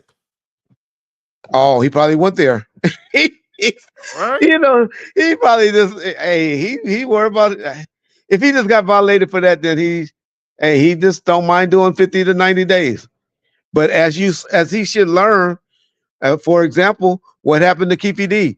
Keefe D in there fighting a murder case, right? He did something while fighting that murder case where he possibly, I'm not saying he is, but he possibly could be doing up to 20 years. He committed a crime and got convicted by a jury yesterday for a crime that can get him up to 20 years. Oh, wow. Wait. Give me 1 second. Okay? Let me see. Okay. Yo, live right. 1 second. Live right now with So Chippy Way Chop, who got a fucking, you should look at your thing, but I'm goofy because I don't believe in saying free somebody before we know what they're in jail for. Okay. I man. All right. Hey, Go ahead. Hey, I'm back now. No, that's crazy, bro. Listen, yo, I do feel though like the jail stint though does help him as a media personality because it still creates, like a demand for it, right? If the supply ain't there because he's away in jail, then whenever he does come out, he just keeps getting bigger, But you're not guaranteed to come home every time you go to jail. That's what you're not guaranteed to come home. You're in there with the rough of the roughest. But hey, people want to keep taking chances like that to prove that they're the toughest of the toughest. Or I don't know what's so tough about going to a hood day.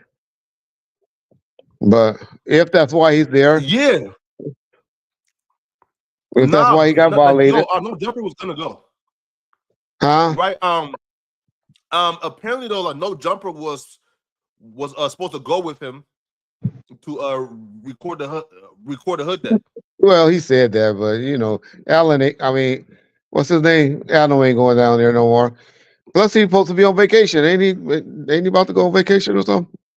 Yes. So Lush was supposed to go there In place. Yeah. Right. And that just show you right there how this media, the social media, June the 1st will be the day he come home now. And so what's that? How many days is that? Because he gets discharged from probation on June the 1st. So he gonna be in there until at least June the 1st. Right. Like that's about 50 days. So he elected to go to his hood day and do 50 days. But like I said, he can go in there and get caught up like Keefe D did. He can go in there and get peanut butter put on a broomstick. It's all type of things that can happen to you. Wait, whoa. Hold up, man. Hold up. I ain't talking about nobody. I ain't throwing that at nobody. That just happens in the county jail. Hold up, though, listen, like yo, I've asked a lot of people, and everybody say that either they weren't there, so they don't know, or like the people who were there, like there's no proof that it did happen. So why do you think people are running with this narrative that like that happened when there's like no proof right now? I'm not talking about nobody specifically. I'm just talking about that things that happens in the county jail. Yeah, right. Because apparently, like, so according to like 4 Extra, some dude got knocked out, and his homie like. That's the thing to put peanut butter in there. That's the big thing in county jail, because you get a lot of packages. They give you packages of peanut butter and jelly. They like in the little packages, like they give you with ranch, like ranch dressing. They give you those in jail a lot. Yeah, yo. Like here, Ripple, like why is that like something? Okay, but why is coming into intimate contact with another man's asshole? Why is that something that's considered? Because to a straight man, that's the lowest thing you can do to a straight man. But then don't you become like gay too? If you're somebody who is right, we're talking about sticking a stick up. We're talking about sticking a stick, a broomstick or something. No, or hands, right? Yeah, it's the same shit. Man. Right? Like that's gay, right? Yeah. Well, we got a term that we used to say: if you flip, you flop. Yeah, so, I mean, but hey, that is one of the worst things that can happen to me. You will have to kill me, or I'm definitely going to do something bad to you if something like that ever happened to me, and I know you're the one that did it, or suspect that you're the one that did it. Yeah, I'll be real.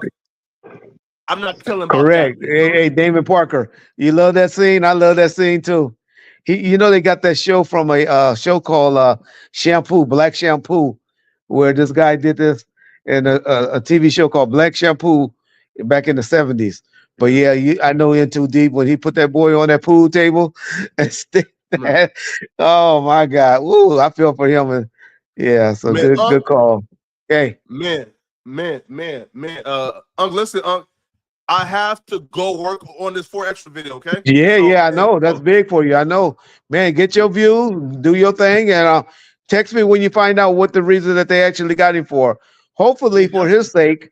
Hopefully it's just for being around gang members and yeah, but hopefully nothing happened at the video shoot because when you're a personality like him, a lot of people want to test you as well. Man, yo, here, right? Last question. So listen, I'm probably gonna start a podcast in like a few months, probably like June, July, or August. Listen, you have to be one of my first guests, but I'm trying to do a Flacko. deep dive into the Flacko, I'm your guy. Hopefully it'll be, if you say after June, it could be it could be the day after Keefe D gets sentenced on the 28th. We could talk about that or any subject that you want because he goes to court on May the 27th. So man, Flacko, you got me. Whenever you need me there, like you always treat me, I'm there, brother. Man. Hey, man, shout out to you, man, John, man, everybody, man, folks, and peace out, man. Thanks, Flacko. Man, thanks, Flacko. Appreciate you, brother. Yes, sir. Okay.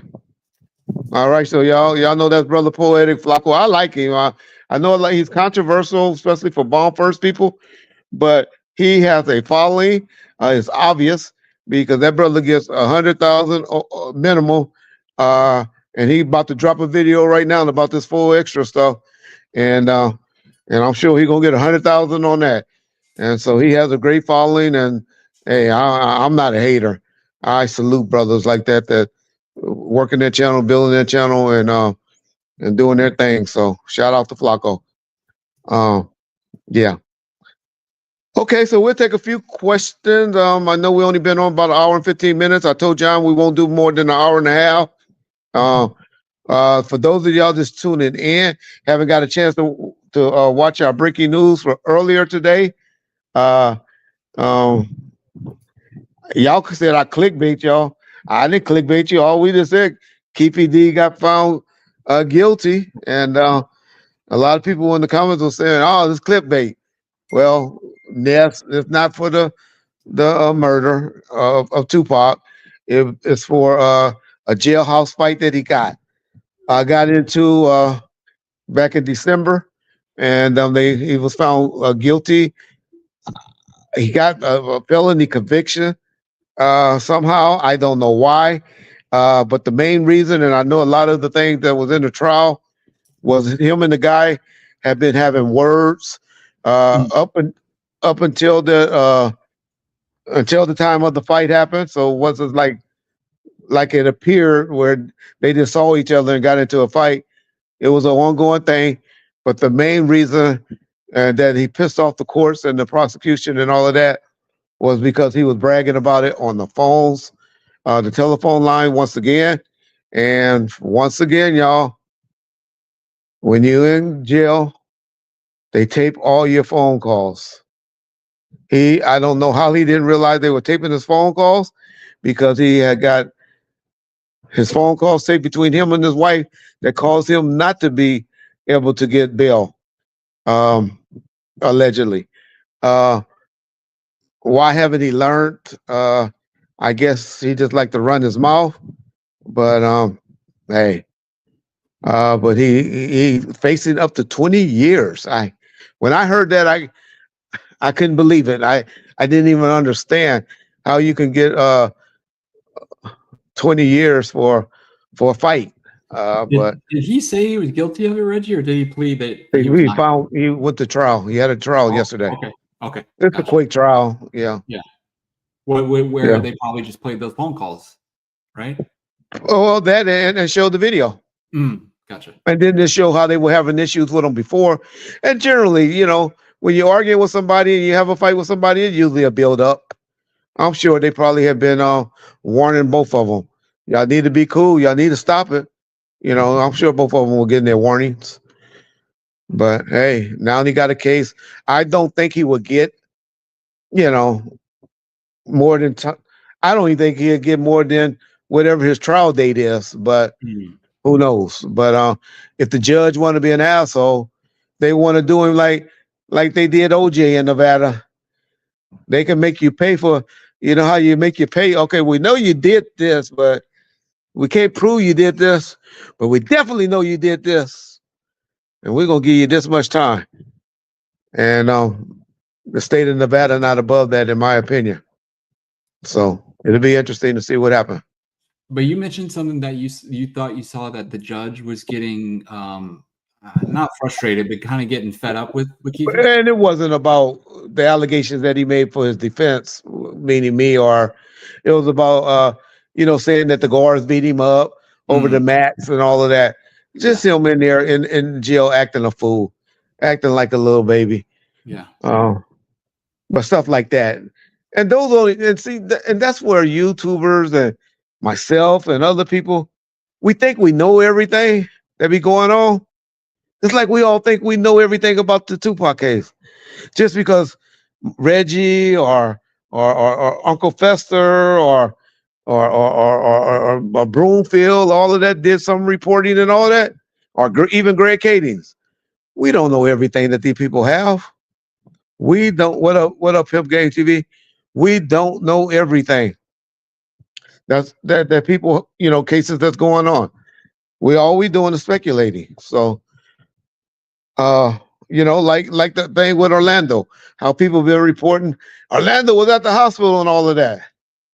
Well, I'm sure any decent investigator that went to every hospital in that area or even their PI, if it's possible, if he did, to prove that he did or didn't go to the hospital emergency room. But because a clown by the name of Marker Carlin or something, or whoever started that rumor, put it out, it's been all over YouTube, and everybody believed that to be factual. That don't make it factual, y'all. Just because things were put out, and I'm not just talking about the positive stuff or the negative stuff. We don't know until that stuff is played out in evidentiary hearings in court. All of this stuff on YouTube, I hear people making, and myself included, make opinions and set up. Man, I listened to an interview by Gene Deal a day or two ago that damn near had me fall out of my chair, where I was like, what the hell? He just, he going to repeat. We know for a fact, I know for a fact that Rafael Perez and David Mack was at the, it's not a fact. That's an opinion. Greg Cadys have told us many a time, whether it's true or not. But the findings were there was another Art Perez at the scene, But the way people say stuff, they make it like they know when you don't know until the evidence come out. This is just what people have put out, and just because people on YouTube and documentaries have said stuff, and like I said, I'll include myself as well. Just because we have said stuff, don't mean it's true, y'all. And we got to just let stuff play out. Okay? Why was Flacko big? Man, come on, y'all. Why do we just have to disrespect people? He was somebody that is knowledgeable on a current topic. He has a great following. Is obviously, maybe you don't like him, but there's people out there that like him because he gets tons and tons of views. And I'm one of those that goes and give him a listen. And I like listening to a lot of his commentary. I understand things are commentary, not facts. All right, Lamar Films. Reggie, can you talk about Snoop trial? Suge said Malik couldn't get bail for 21 months. It wasn't that he couldn't get bail. It was just $1 million was a lot of money for the company back then. Yeah, I look at $1 million. $1 million in the 90s is not what $1 million is today. Okay, I'll make that make sense. Magic Johnson had one of the best contracts in the 80s and the 90s. It was 25 million for 25 years. And when he got that contract in the NBA, 25 million for 25 years, people were like, whoa, that was like the craziest contract ever given to someone.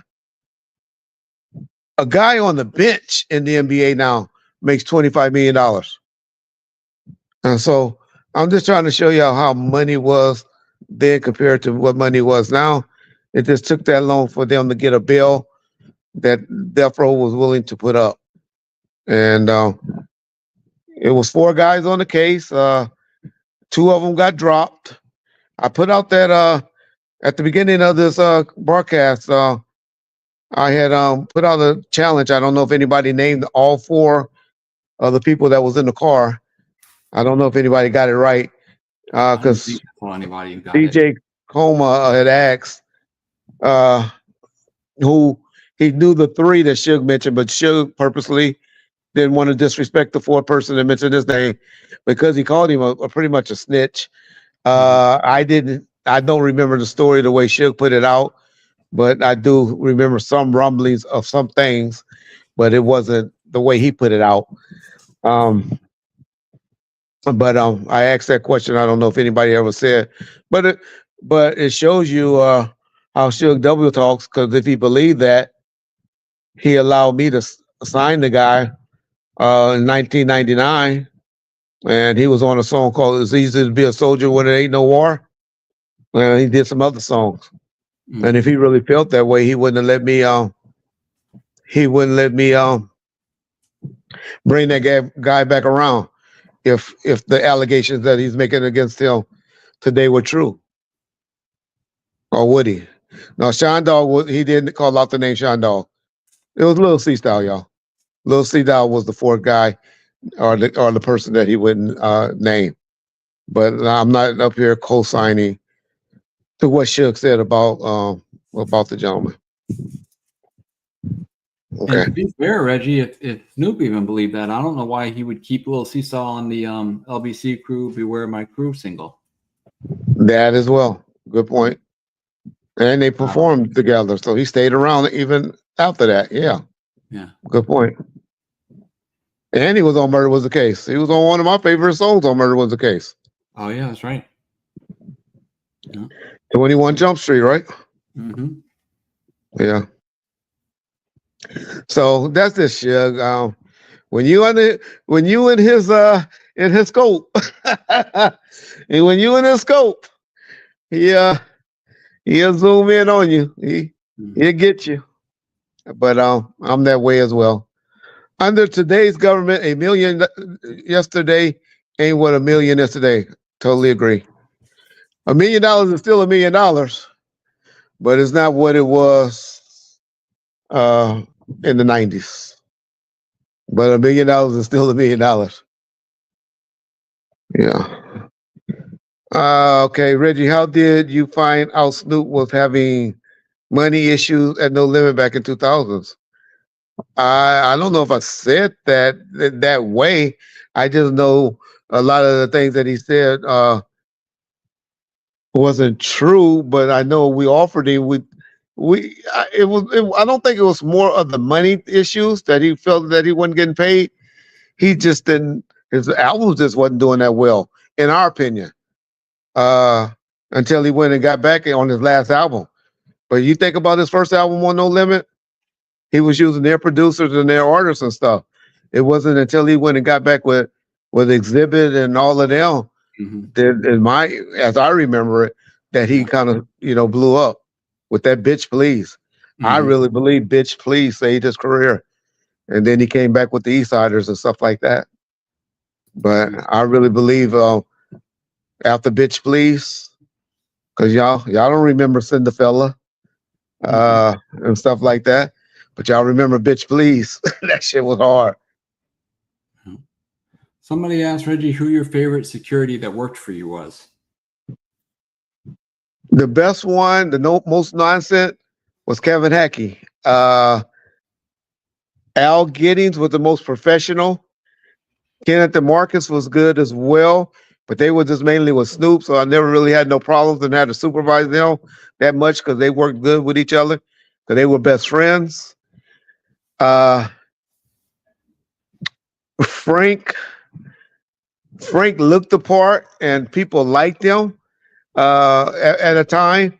As y'all heard Suge said, Pac didn't really like nobody, if y'all want to keep it real. Pac, I could tell y'all stories about everybody that Pac had got into with at a certain time, and then he'll laugh in your face like nothing happened. Or so, you know, when I say he didn't like Frank, y'all heard Suge say it. Y'all heard Suge said it on the program how Frank didn't like Tupac didn't like Frank, and he used to get tired of Frank, and we used to call him Hollywood. But when I said it was wrong with Suge, but y'all probably glossed over that. But Frank, you know, I always respect Frank because he got on everybody's radar when they said he stood strong when we was in New York. And that's when he got on. That's when they started recognizing him. But he looked the part, you know, big bodyguard. That's what they were used to, the big muscle bound type guy. And so that's why they like Frank. But hey, he showed up to work. You're a good employee to me when I ain't got to worry about getting somebody to replace you at the last minute. When I say you got to be there at 12 o'clock, 2 o'clock, or whatever time, and you're there, and I ain't got to worry about it. And so, you know, so it depends on what are you talking about. You know, what you consider a good, because they all had a good quality, to be honest. And if y'all don't know anything about me, if you were really that bad or I didn't like you, I'll get rid of you. Because I'm not too loyal either when it's come to messing with my money or making me have to go and do some work.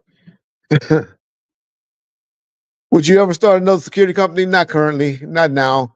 I mean, it'd have to be a major, but I would do like I do.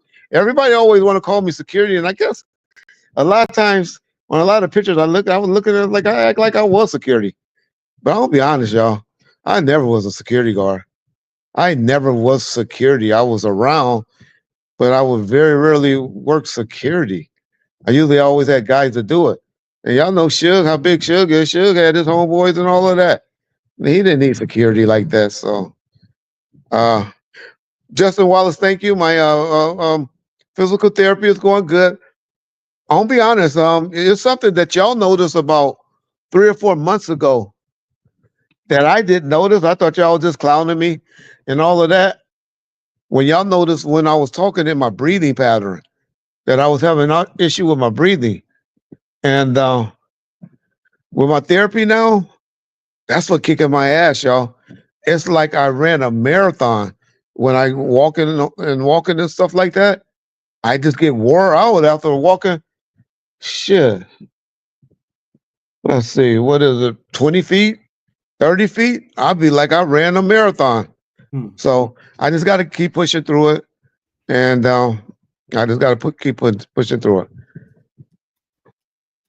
Hey, Reggie, you let Tupac die. Don't you forget you're a coward. You know, you should worry about, I ain't going to tell you what you should worry about. Well, I hope your mother and father don't come to their job and pick them up tomorrow. But, you know, it's hard for me to say or respond to that. I was ultimately responsible for his security, but I wasn't there, so I couldn't let it happen if I wasn't there. And y'all gotta let Tupac take some blame himself. When you go and hit on a man, you got to take some responsibility for what happens to you. But I know that's too deep for a lot of y'all, so whatever. Yeah, I never smoked or anything on DJ Gary. I never smoked. I never even drank. I probably could say I drunk alcohol probably 3 times in my life. And those were like margaritas or something like that. Never had any brown liquor in my system ever in life. Reggie, how was your relationship? It was business. My relationship was with Tupac was business. Y'all have never heard me say me and Tupac was sitting around, kumbaya, fucking on chickens together and all of that. Those are Frank stories. Those are not Reggie stories. Those are the guys that were with those guys daily. I was a Suge guy. I was with Suge. I wasn't with Snoop. I had one incident one time when I got stuck with Nate Dogg, and on that night we had some gunplay. Um, After a Mary J. Blige concert, I never worked with. I did go to Hawaii with Snoop. Suge sent Snoop to Hawaii just to get away right before his trial started, and we went to Hawaii for 3 days, right? And him and his girl just stayed in the suite the whole time. And I just stayed in the suite in Hawaii. Well, in my not a suite, I just had a regular room. In my room for 3 days, just posted up. But that was about the only time I ever was just with Snoop alone. So, but that was at the beginning when I didn't have as many people working, but it eventually became. I guess a lot of y'all don't know because I always try to explain y'all. So explain to people and the guys on the YouTube that are always tapping at me. I was people will be like, why you was at the club? Why you worried about the club over? Even Suge said that recently, and he know I wasn't no security for all that. He had 20 of his homeboys with him. He always tried to act like he had so many tickets to the fight and all of that. If he had 4 to 5 tickets, I would be surprised. Y'all see how many people came out of the door with him? It wasn't all those people that eventually with him that came out of that room. Y'all sure? Y'all got tickets? Y'all got pictures of them in the audience? Y'all didn't see Buntry or Trayvon and none of them sitting with them? Trying to tell y'all, it was always issue with tickets. We were always unorganized. But y'all wouldn't believe everybody was moving like Beyonce and presidents and stuff like that because y'all see that now. It wasn't like that in the 90s, y'all. Reggie, are you in a wheelchair most of the time? Pretty much. But like I said, I'm pushing through it with the therapy. The walking part and all of that doesn't hurt as much. Like I just said, try to say and be transparent and said it's mainly my win. I just got to get back in shape.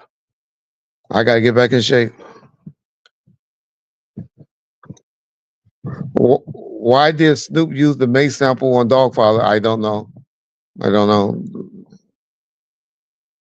Reggie, do you think that Keefe D smoked crack coke? Yes. I have talked about it. Him and a guy named Scrunch used to smoke cocaine before he went to prison. Y'all don't know what happened. Keefe D went to prison and he met up with the Colombian. I guess he must have did something good for a Colombian in prison. And they became friends. And the Colombia put him in the game. You should put out a bomb first album with artists.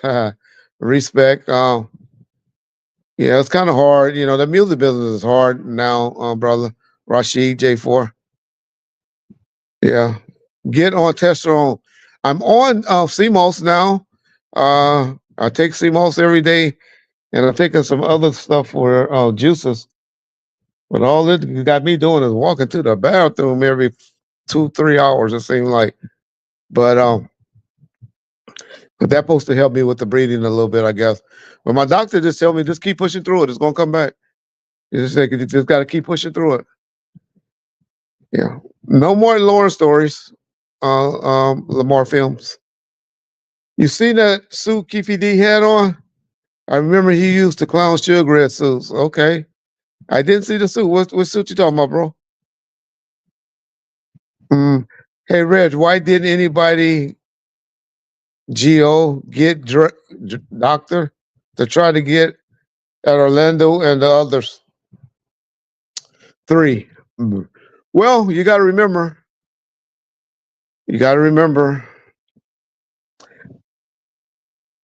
After 14 days, it was a bunch of shootings going back and forth between each other. After the shooting, then Suge went to jail. After the raids and all that. And then Biggie died. At that point, everything was over. At that point, everything was over. Okay. Reggie, Reg, who did you work closely with the most while you were running that for? The Realist and Michelet were a lot of the persons that I communicated a lot with. I was on the phone with Suge down there. Like Suge on the phone. if anybody that's in Suge life right now, y'all know that nigga be on the phone all day calling people. He on the phone call. He get bored, I think, calling people. And so he was like that on the phone. Y'all seen in the Nick Broomfield. He was on the phone with me talking when the warden walked over to him and told him he had to go and do that interview with Nick Broomfield. He was on the phone then. That's just how Suge was back then. He was always on the phone. No, I don't think I'll be able to get Miss Chalet on. I kind of talked bad about her a couple of times. Keefe D Jr. could have gotten his daddy a better. Okay. I didn't see. John, try to pull that up. Apparently, he wore a suit in court today. If you can go and try to find something in court, and so they can show him when he was fighting the case. I guess he had a suit on. Okay. Hey Reggie, how true is Tupac cover up? I never watched it, but I don't believe it. To be factual, I think a lot of the videos is edited up. Those are guys that either you're gonna believe Keefe D's story or you're gonna believe other people's stories. I just want people to explain to me, why would Keefe D still be taking the fall for people? He didn't say, even when he up there saying Reggie Wright did it, he didn't say Reggie Wright paid me to do this. He didn't say Reggie Wright told us this. He said, I was nowhere near it. It had to be Reggie Wright that did it. If he's a fall guy, if he was a fall guy, would you think I'd be trolling him like I do? If he had something on me? Do y'all really believe that? Now, Keefe D best defense, if y'all tell me he's just a psychological, crazy, pathological liar, and it comes back that that's the truth about him, then okay. But other than him being crazy and psychotic, why would a person talk about things that he has talked about so much? All right. So those of y'all that just want to believe that there's more to it than what Keefe D has told, number one, this channel is not for you. Listening to me is not for you.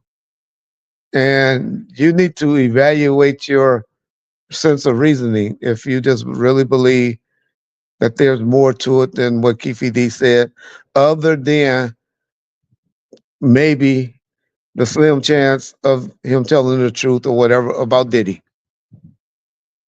Other than that, there's nothing more to it, y'all. But hey, hopefully y'all don't get picked to be on the jury, the ones that believe it. And 9 times out of 10, you won't be. So, James, okay, thanks for the answer. Okay, so James, Keefe D got beat up in jail and he pled guilty. He didn't plead guilty, he was found guilty by a jury.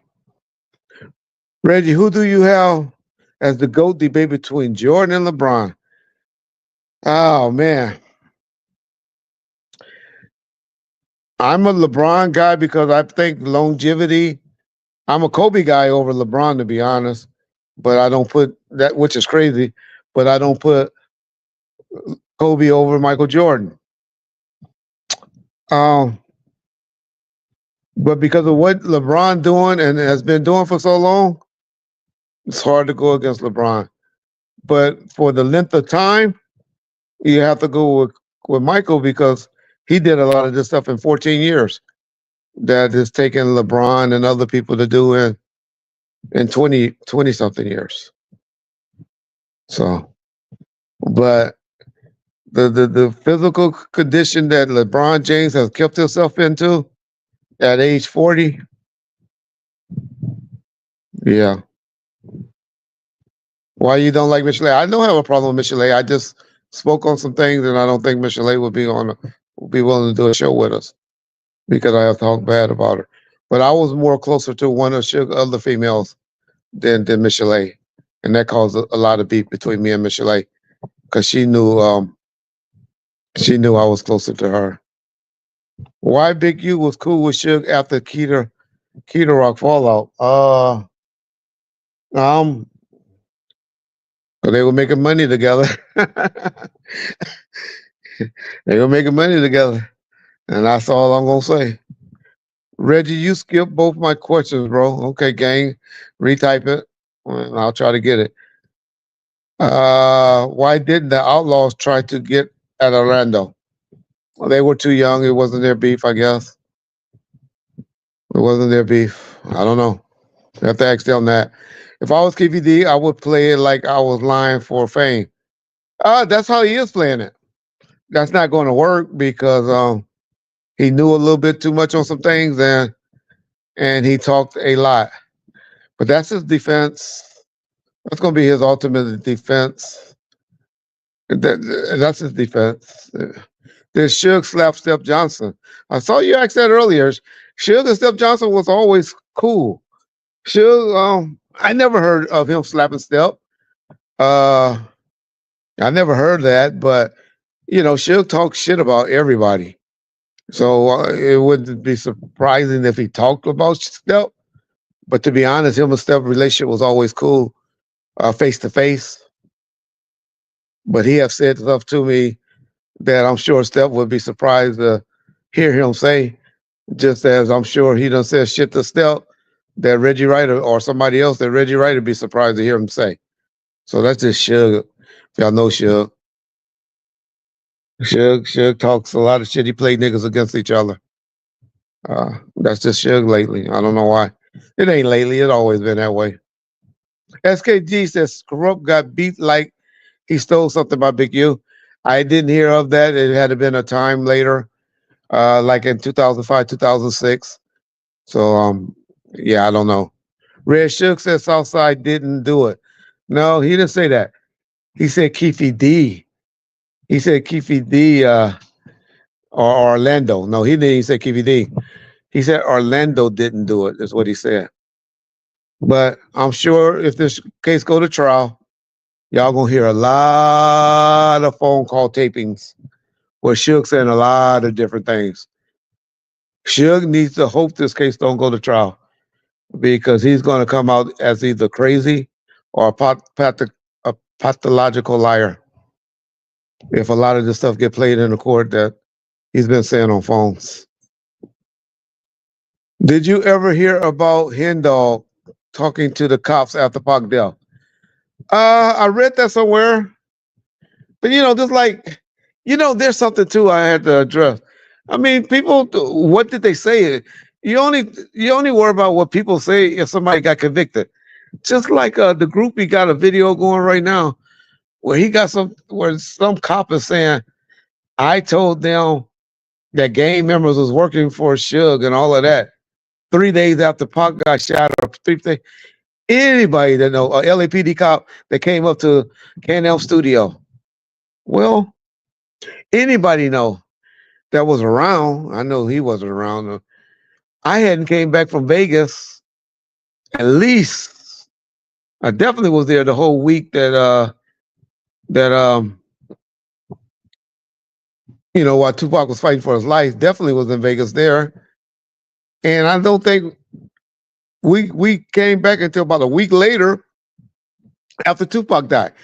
Now Suge was going back and forth in the town, you know, for whatever reasons. I'm pretty sure talking to his homeboys and all of that. But even people know that I'm the one that took Suge after Pac died, which would have been about 2 or 3 days later, to meet with Vegas PD with his attorneys. And I was the one that drove Suge there. So I don't know where if the group either made up that paperwork or if some LAPD cop lied. I did find out that the cop Knox always said the studio manager, and everybody assumed that was me, but they were talking about Kevin Lewis because him and Kevin Lewis had developed a relationship after he got beat up by Mark Williams and now. If y'all know anything about that. But hey, I don't know. But trust me, at that time, At that time, I wasn't talking to no cops. I wasn't. I didn't give a fuck about no police because I knew the law, and I knew I wasn't doing nothing illegal back then, and so cops couldn't say nothing to me. But anyway, but y'all keep listening to the groupie. Reggie, how was Big U placed on to lie to live and die in L.A.? He wasn't. He wasn't. So whoever on an intro, I believe I read that. No, he wasn't. He wasn't. We didn't even know who a Big U was back then. Didn't have no idea other. Corrupt probably. Corrupt probably was the only one that knew who he was then. To be Reggie, fair, how? sorry. Go To ahead. be fair, on that skit on the album where they say, you know, what do you think about Tupac's new album? And the guy says, I love Tupac's new album. When we got the full audio of that, it's like a radio show, and somebody called in. And they said, Dynamic Supreme or something like that. It was her name. like street, yeah. It was like street Science. It's called Street Science. Yeah. But the guy says this is Big U from so and so and so and so. I don't know if it's the same. No, it ain't, because Big U was in jail then. Okay. But who knows? I don't know. But I don't think it was that Big U. But who knows? But it was Dominique Supreme was her name, and she hosted a show called Street Science. That used to come on every Sunday morning in LA. Was her name? So I don't know. Okay, but thank you for correcting that, John, or whatever. But we didn't. I don't think it was that Big U, but who knows? Because I think he was going by the name Draws then. Yeah. If y'all notice, whenever Suge talks about him, he used the name Draws. You don't even call him Big U. He was called Draws either, but I just knew where he got that from. Where the person in the chat had thought that was Big U because the person said something similar. You know. Yeah, DJ Gary, who you really know a lot of this music stuff, saying that he got some audio somewhere where he heard Big U said he talked to Tupac once. So I don't know Big U's time of going to jail. I know it had to be like 93 or something like that because Corrupt was around, and he wasn't around with Corrupt. It was the Broomfield brothers that was around with Corrupt, but he always said he knew Corrupt, or I forget what he says about Corrupt, but I think he went to jail like 92, 93 the first time, and I know he didn't get out until like 2002, 2003. Well, and I know Suge didn't know who he was because Keefe D is the one that kind of introduced us to him when Keefe D convinced me to when his brother got killed at the studio. Matter of fact, we need to talk about that. When his brother got killed at the studio, the recording studio, you know, Keefe D was like, Reggie, it'd be a good look if you send the mama a little bit of money to help her out, and we sent a big arrangement from Death Row, and that's when Big U came home. That's when he reached out to Suge and told him thanks and all of that, and that's when they linked up. Yeah. Okay. So somebody said Big U was convicted in 1991, so that show you, and I know he didn't come home until at least 2002, 2003. Yeah. Thank you, Jason. Okay.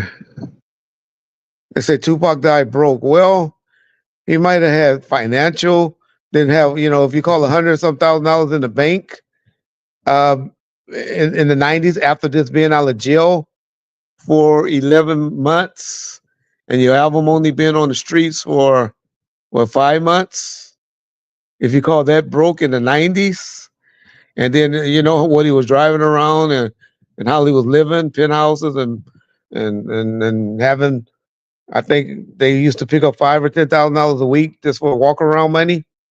If you call that being broke, okay. But I know you'll say, well, he sold $60 million worth. Well, it's not factual true. And if you only make an 80 cent to $1 in a record, and at that point, you triple platinum? That's $3 million. But okay. Yeah, I want to keep pushing the narrative that he died broke. But he still makes money to this day and haven't did no work since 1996. And he's still generating money. So That's called longevity. Did Pac smash any artists on Death Row? Heard rumors. I can't think of anybody he would have wanted to smash on Death Row.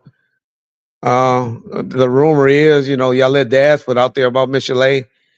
I don't think Michelet would have been that stupid because she knows she was getting taken care of by Suge then. So I don't think, I don't believe that to be true. Him and Storm, he looked at Storm like a little sister. Rage, she was messing with Neckbone. Who else? What is another female artist? Jewel. Yeah, what about Jewel? Nobody would want to fuck Jewel, but Jewel was the male around there. she decided who she wanted to fuck. So that's Jewel. Shout out Jewel. Rest in peace, Jewel. Yeah, I can't think of any other females around. The group. What was the female group that came from Chicago? I don't think they were on Tupac radar. So no, not to my knowledge. But he had other girls coming in town and stuff. He was messing with Arnell Simpson. He had messed with Sally Richardson. Let's see. Yeah, I got to remember Arnell was doing the OJ trial. Every guy back in the day was looking at Arnell like, woo. They used to see her in the background, her and Holly, Haley, attorney, Haley, I can't think, Sean Haley or something like that. People used to look at them in court and be like, woo. They would get more camera time than OJ was and Johnny Cochran. But yeah, so I can't think of any females that he would have wanted to, but he had this pick of the litter. He could get with whoever he wanted. Val Young was old, so now she was like a good lady, He wouldn't have disrespected Val like that. So yeah. Reggie, are you the last man standing or the security dead? No, a lot of them are still around. Me and John talked to Kenneth and what's the other guy name? Marcus the other day. They was updating me on some stuff and talking and stuff. But I gotta remember these guys are still working and all of that, and they don't want to be involved in this stuff. Even Kevin Heckey. Kevin Heckey's still alive. And then doing, me and Kevin Heckey talk at least once a week. My boy Cedric Storey, the guy that brought Frank around, he was like my big brother growing up. He grew up in the mob with us. His little brother, his younger brother, Dwight Storey, and I were best friends growing up. And Cedric was a military guy. Him and Frank did time in the Marines together. But Cedric's still alive. And then I don't know about Leslie. As y'all know, I never really cared too much about Leslie, which was Heron. So yeah, those pretty much all of them. The McDaniels are still good. Michael and his brother Gerald, they still around. So yeah, there's a lot of guys still alive. Oh, Cooper Hagan, Cooper's son. His son is always in the chat. He usually come over there. His dad is the pastor now.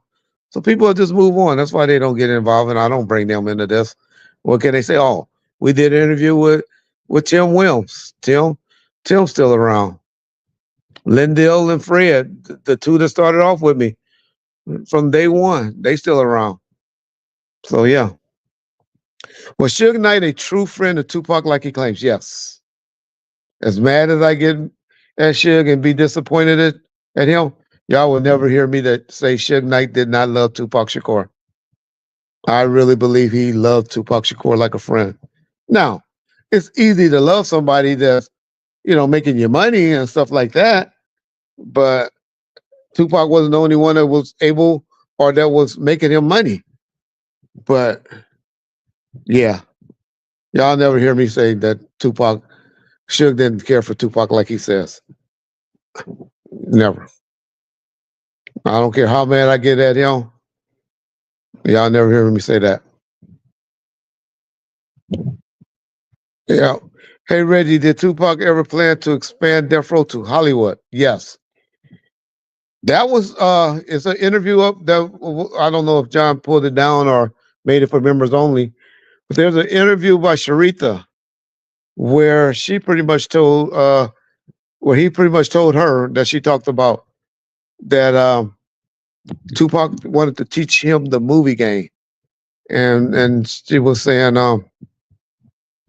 how they wanted to teach him the movie game and that's what he was trying to do. Y'all remember I told y'all that story about how Suge had to put up a bond, and I remember in the group he said I was lying and everybody wanted to line up and work with him. Well, y'all heard Suge tell it on the art channel how he had to pay a bond to for people to forget Gridlock and gang related for him to be able to work on those sets because of some incidents that he had on his last movie that he did. But y'all remember y'all let that man say I was lying and all of that when I told that. Did Tupac want to sign Aaliyah? Well, the timelines I'll just say and the ages of the story that Suge told her that did match up. That's all I want to say about that. Do you think Dre was really gay, Reg? Oh, had to take a sip on that. We get that from Miss Chalet. That's where Suge gets that from. And her reasoning, and the only reason is that they always had a guy that lived with them even when they were together. Meaning a guy named Bruce. This guy that he did a show on a channel about a year ago or maybe 6-8 months ago, David Ruffin Jr., where they talked about, even David Ruffin Jr. talked about them going to a gay party once together, him and Dre. So it was little stuff like that that makes Miss Chalet suspect that.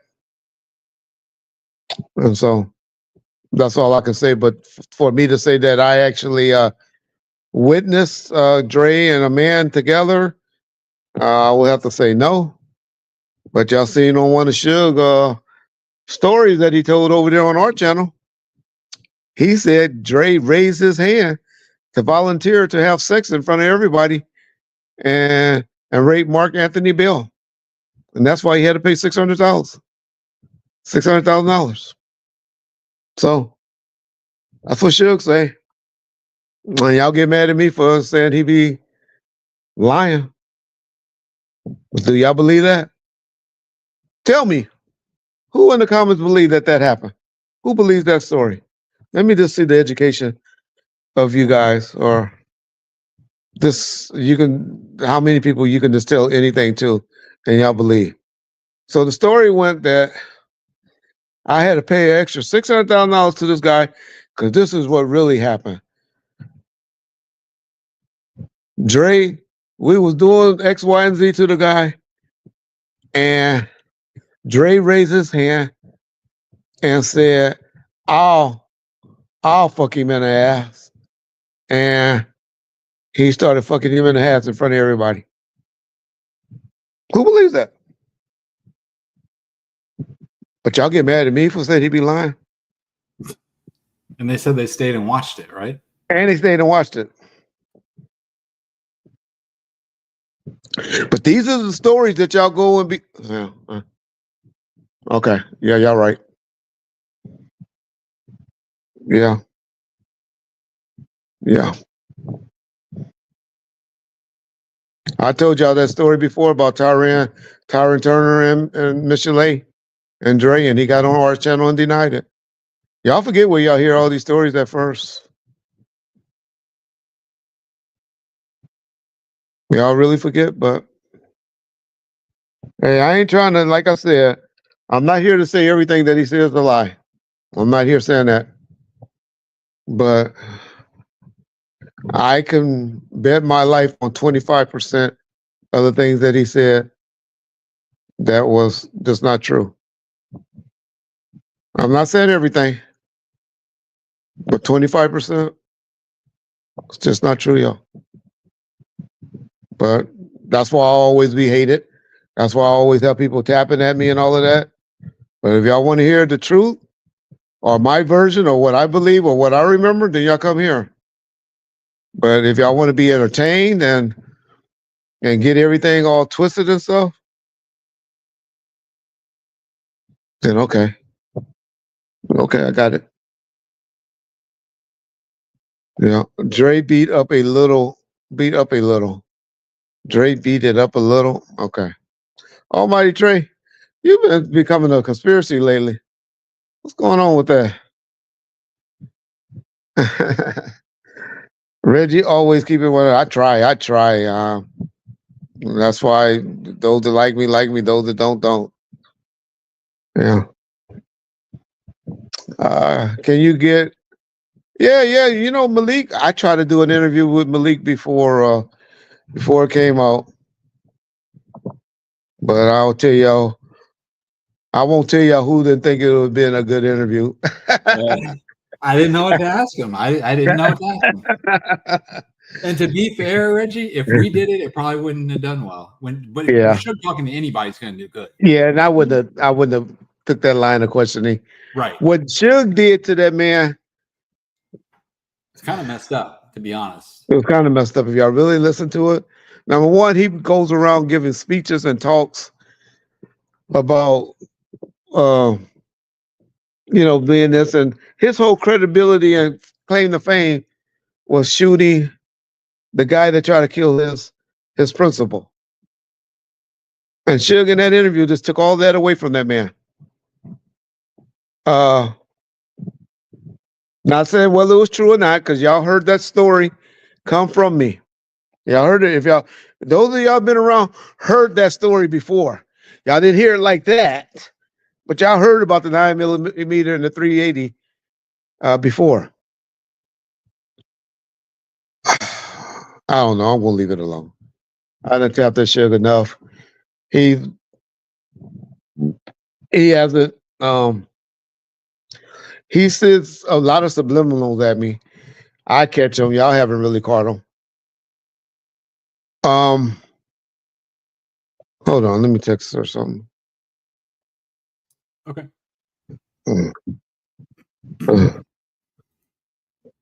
Okay, come turn.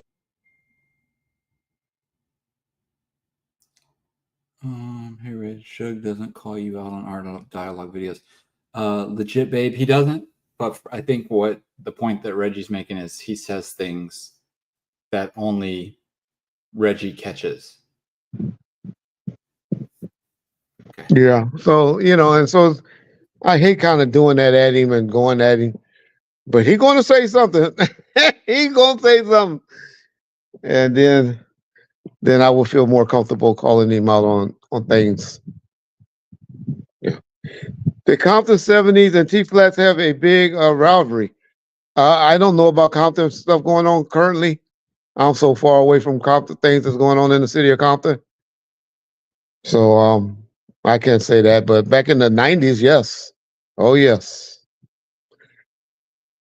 Yaki Gaddafi 954. Appreciate that super chat. Hey, Reg and John, I know you missed the flight, Reg. Yeah. But I always wonder why Suge didn't take Neckbone and Buntry to Atlanta. Man, Suge did that shit. This is what happened. I lived in Corona, California then. Well, I was actually staying with my grandmother in Compton, but I was with my wife, now currently wife, but we had just started dating. And I had a house in Corona all the time. And so I was out there, with my wife, kicking it with her, well, my now wife, and we was out there kicking it. And I got a call from Roy about 5 a.m. that morning. Hey, Reg, we should get the studio at the airport at 6:30 or something like that. Y'all, at Delta Airlines, y'all going to Atlanta. And I'm like, what? So by the time I jumped on the freeway, went in, got my bag, and which I was already at my house, so I was able to get my clothes and stuff, drop her off and all of that. I swear, I literally saw the doors to the gate to the airplane closing. I mean, it was that close. So my point was, on that incident, it was last minute, where Suge and probably had just decided he was going to go. And it was just a last minute thing. Now, where I messed up at, and that show you that I really didn't want to go, I could have waited around the airport and caught another flight somehow. But I was just like, fuck it. and went home. And but where he messed up at, he could have called and got somebody out there because the party wasn't till that night. I'm sure they got to Atlanta. It was like a 6 o'clock flight in the morning. Shit, they probably was at the hotel. They probably got to Atlanta by what, 11 o'clock, 12 o'clock, maybe 1 o'clock, Atlanta time. And so they didn't think nothing of it. Y'all think it was always, there were times when Suge has traveled, with just his homeboys or whatever. Even there's pictures, people always say, he should have had security. Why Tupac didn't have security? Man, there was times when they just didn't want to be bothered with security. He told y'all the story of Belize. They would do the stuff alone. They did not always have security with them all the time. When the groupie took a picture of Tupac in the Hummer, did y'all see what you call it? Any security with him that day? Y'all got plenty of stories where security would tell you how he would take off and leave them and be riding and running red lights and stuff like that. To the point where I told my security, hey, just need them where they got to go if he want to play like that. Yeah, I got to remember, we talking about 23, 24-year-old young men. They just play. That's just how they are. And that's all that happened. Yeah. Let's see.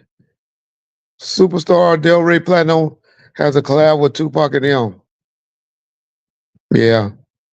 Yeah, I need to go listen to the interview with what's that guy name? Henji. NG, and he'll tell y'all that whole breakdown on that. Sorry, the lights went off, y'all. Well, I had to have the wife about to turn the lights off because she ready to go to sleep, so I let her turn the lights off. But yeah. Keefe D was disgusted with his attorney. John, did you get any footage or anything from that chat where we could show to the people? I did, and I put it on the screen. Let me share it right Okay, now. I didn't see. I just see the chat. Yeah. I'll show it right now. It's like a cream-colored suit. Here we go. Okay. You can see this. Hold on 1 second. Can you see that on your screen or no? No, I can't, but as long as the people can see it. Okay. Yeah. Okay. Yeah, it shows him walking in with a suit. Okay. Somebody said he was looking like he was upset with the attorney. Reggie, how did you decide to put YG out on All About You? Just trying to blow him up, hating Snoop at the time. So we replaced it. We replaced the Snoop verse. There's actually a verse that was on the album. If you ever look at the album, Snoop verse is on there, but on the video it was Top Dog. But on the actual album, on the song All About You, there's Snoop on there. Keefe D was discussing with his attorney, yeah. Did Pac really spit in Dad's face 4 times?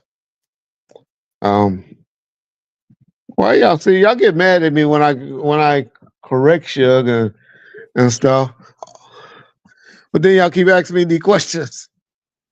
Have y'all heard that story anywhere else? I'll just say that.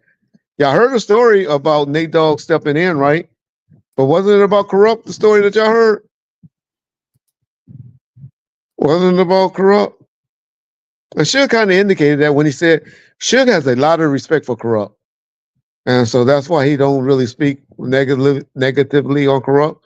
And he shouldn't, because Corrupt has, he kept it, he stayed neutral with all the BS. Yeah, so, yeah.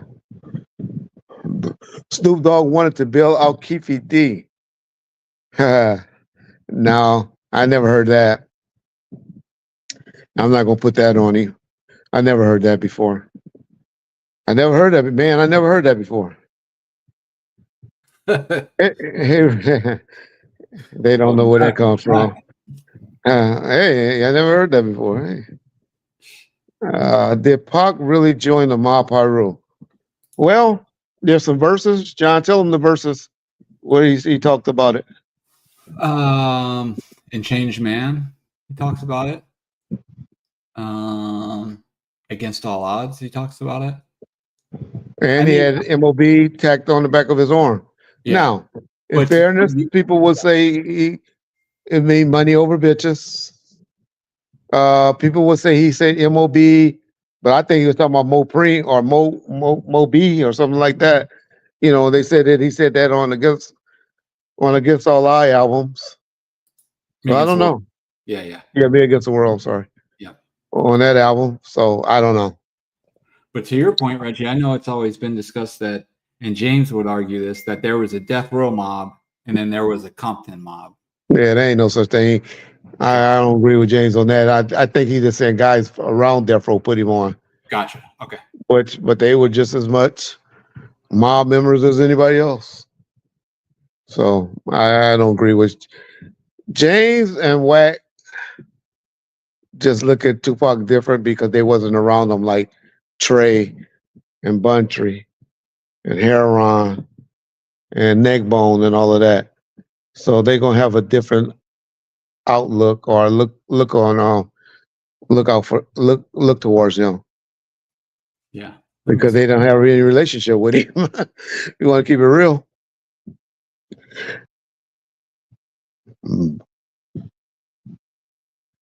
DJ Gary said he had a song, MOB. Which one is he talking about? MOB. Yeah, he's got a song called MOB, but it's got Big Sight and Mopreme and all them on it. So okay. But yeah. And that's what I was telling you how it was going to be on All Eyes on Me because it was so quick when he started saying the mob stuff. Okay. But yeah. How popular was the Dog Pound compared to Snoop? Ooh. There's no comparison to Snoop, in my opinion. There's no comparison to Snoop until about July of 1996 is when I think Pac took over and become the main artist.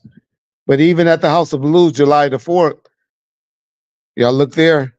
Who did Pac allow to close the show out? Or Suge? I don't know who made the decision. But even Pac let Snoop do the set last. And everybody know anything about concerts. Concerts, the closing act is always the main attraction. But y'all say no. Pac closed the show out. Well, him and Snoop did Two of America's Most Wanted to close out the show as the last song.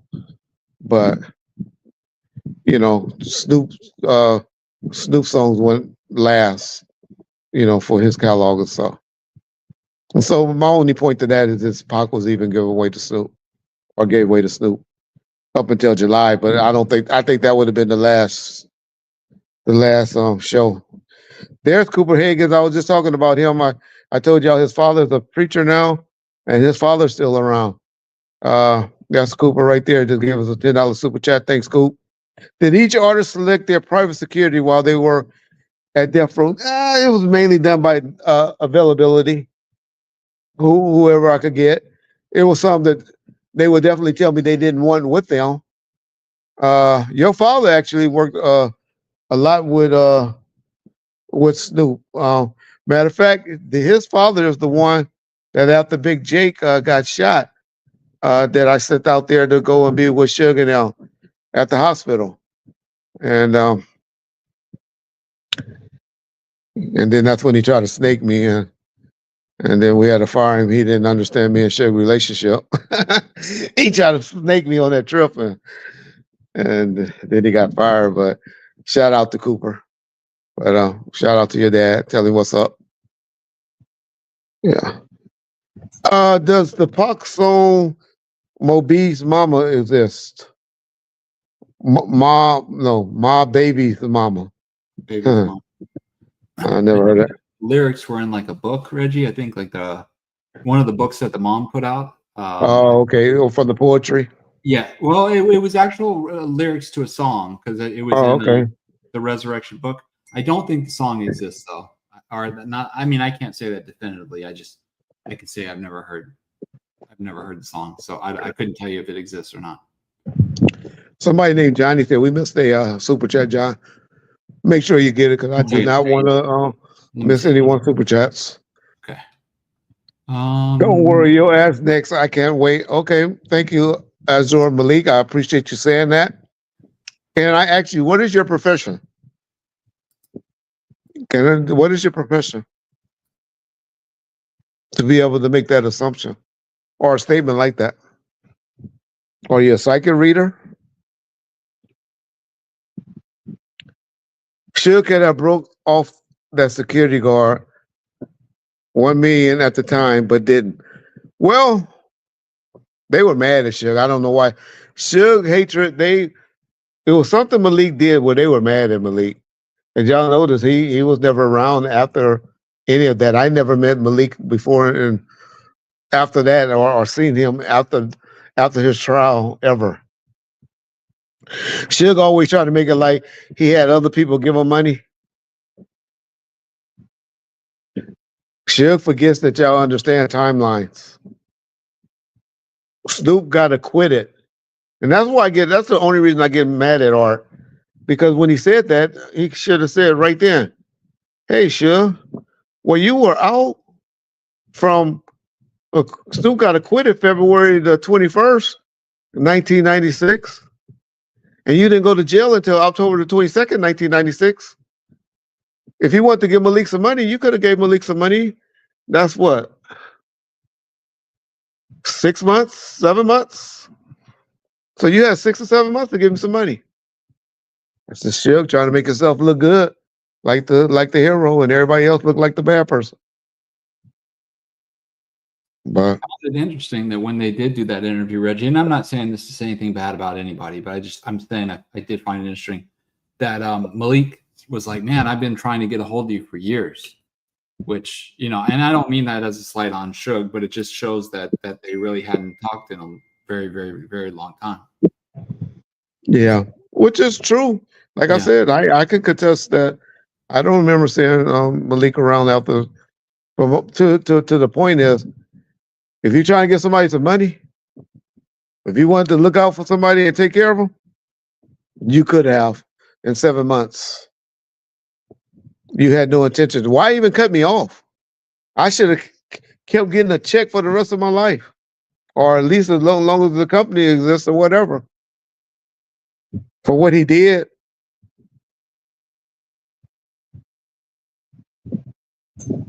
But I would love to really hear how Malik really felt about that interview. Yeah. We might do that one day. I might get Malik on the phone. Okay. Next. Reg, were you at Can-Am Studios when Warren G had his situation? No. No, I don't remember being there. Suge made it seem like Tyron and Michelle and Dre did a threesome. Don't know about the threesome part, but I know Tyron got beat up because, as we know, Suge was liking Michelle. We didn't know that when it happened, but it was done like it was done for Dre. But now we all know it was really done for Suge.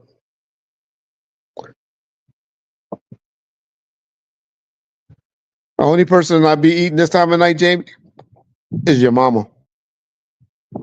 That's usually who I eat this time of night. Matter of fact, tell her she can come over now. My wife went to sleep.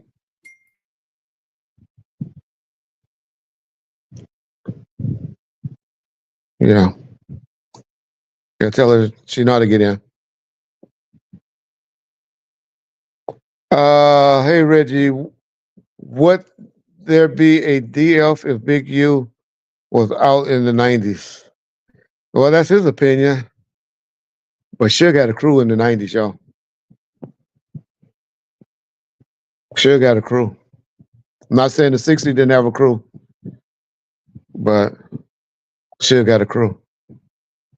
That's all I'll say on that. Reggie, did Suge really say dead multiple times from suicide. There was talks of that. Daz. I know you said dad, but you meant Daz. Daz has mental issues. But as I try to tell y'all before, those of y'all been around, listen to me. I don't know an artist other than maybe Ice Cube, maybe now LL Cool J for some reason, that really didn't have some type of issue, psychological issue. I can't think of one. Y'all try to tell me one that y'all think of that don't have psychological issues. I thought I don't see. I never really heard anything bad about LL. Ice Cube, he seems to always be 100 to me.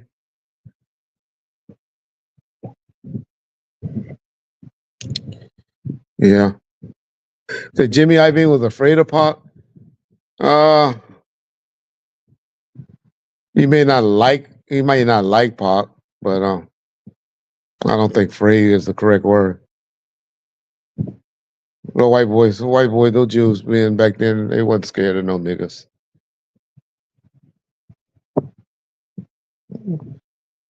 Reggie, do you have Tisha or Tanisha Arnold stories? Heard they were undercover gay. Yeah, I don't know if they were undercover. I know Tisha's husband is Will Smith's lover. And I know Tashina used to mess around with MC Light. But I never heard anything about Tisha.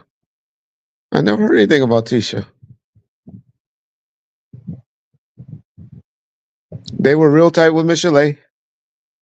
Matter of fact, Tashina is Suge's and Michelle's daughter Bailey's godmother. That's how close Tashina and Michelle are. Reggie, why you put the police on Young Dolph at LAX? Y'all still believe that shit, huh? It's so crazy how you can just say anything on YouTube and stuff like that sticks with you guys. Mm-hmm. It's just so crazy. They done had a trial and everything on Young Dolph, and nobody ever even uttered my name. But yeah, it's real cold. Reggie, do you believe Suge got knocked out with a wrench? Yeah, if y'all ever listen to any of my stories, I always say that guy had a metal pipe or something in his hand. I don't know what it was, but it was something metal for his head. Yeah, I remember I used to say how that nigga was walking around a day or two later with a big old gash in the back of his head, like nothing happened. And I was like, damn, nigga, if I was you, I'd be high and I'd be laid up or have a hat on or something. Well, Suge didn't give a fuck. But yes, it was something metal in his hand, yes. And the guy hit him from behind. Suge was a little bit too drunk. He shouldn't have been out there drinking like he was. But the guy creeped up and hit him from behind. Suge ain't no buster, y'all. That's one thing, and he's strong. I know a lot of the gang members and stuff try to put him off like a buster or something like that. He wasn't no buster. I never seen that. I always saw heart in him. Anybody could be knocked out or beat up on, but I never seen cowardness in him. He don't fuck with the police. But other than that, he knows to play the game and be respectful to law enforcement and stuff. But I never see no cowardness in Suge. Never. As you know, Viagra don't even work for you, and you can do stuff. And you can do stuff that's stomach. Yeah. But I don't need Viagra when I got a tongue still, motherfucker. Ask your mama. Reggie, answer my question. Okay, King Hollywood. Did Suge ever check in with Vice Lords and Four Corners Hustlers due to Suge being a blood and affiliated with People Nation Alliance? I don't know that particular game. Is that somewhere in Chicago or something? But I don't know stuff like that. I know he wasn't in with no UBNs or stuff like that. I know they was just always power rules. We had some guys that were United Blood Nation or what's the other one? It's another bloodline. I can't think of him right now, but he was always just a power rule when he went in there. The MCs and the Stones. Yeah, I don't know about all the town gangs. Do you ever hear anything bad about Kendrick Lamar? No, just that he was a younger generation. What up, Cypress TV? Respect. Ed Foster, long time. What's your take on the big merch situation? Yeah, I'm not aware of it. If y'all know anything about me, I try to stay out of town business. I try to just bring other people in, but I don't know about it. I'll be lying. Reggie, is there a reason why Suge won't speak on bunny hunters? I know y'all noticed that. Y'all caught that, huh? What up, Cam? Does he not want to incriminate himself due to what allegedly happened? The bunny hunter, I know you meant Rat, you said Ray. He brushed over that real quick, but he made sure he got it out. He made sure he had to address me to let me know, or let y'all know, ain't shit like that ever happened. But most people didn't catch it. You caught it, but most people didn't catch it. I bet 90% of people didn't catch Ali. When I threw that out about 3 days prior, when I told Art, you want to ask me about something, ask me about that bunny hunter situation in the bathroom. And he just said real quick, ain't no niggas ever had me in no bathroom with no bunny hunters ever had me nowhere. And he brushed over it real quick. So, yeah, that's all I can say is, yeah, I caught it. Glad you caught it. Hey, Reggie, is it true that Suge took Big U under his wing? And can you imagine what the last time that me and Suge talked on the phone was the night when Big U got indicted. And of course he was laughing, he thought it was funny, but he really likes Big U. But that's just Suge. If he would have heard about me or anybody, he'd just laugh. But the last thing he was saying is, man, I'm so glad I'm here. Because I sure would have been in that indictment. Last thing that was one of the last things he said to me. Swear to God on my mama. But hey, yeah. Yeah, LGBTQ bird mingle. Oh man. Well, I guess respect to you. You letting you know how you feel. You're not an undercover or a DL. But why is Suge singing so much? I think he don't look at it as snitching. He look at it as being vindictive, getting back at Snoop is how I think he's looking at it. To me, he coming off as snitching, but I don't really believe he look at it that way. I believe he look at it as get back. Reggie, that Vlad interview, Yo Billy took the whole screen up. Yeah, man, I wore the wrong shirt. If that shirt had me looking the type of way, but I haven't admitted. I don't know if you talk. I know you hear this to troll and to talk shit, but I have picked up a bunch of weight and I spoke on that. But as if you've been watching me I've been around for 7 years. Y'all know I always go up and down with my weight. If you know anything about me, but hey, I'm glad to be alive. Shit, 2 or 3 years ago, y'all were calling me like I look like death. Y'all was saying I look like death, look like you about to die. So, hey, there's only one person that I care about, my appearance. And that's that fine woman that just came and walked by and asked me, do I need anything? It's the only one I really care about. Yeah. But you're right.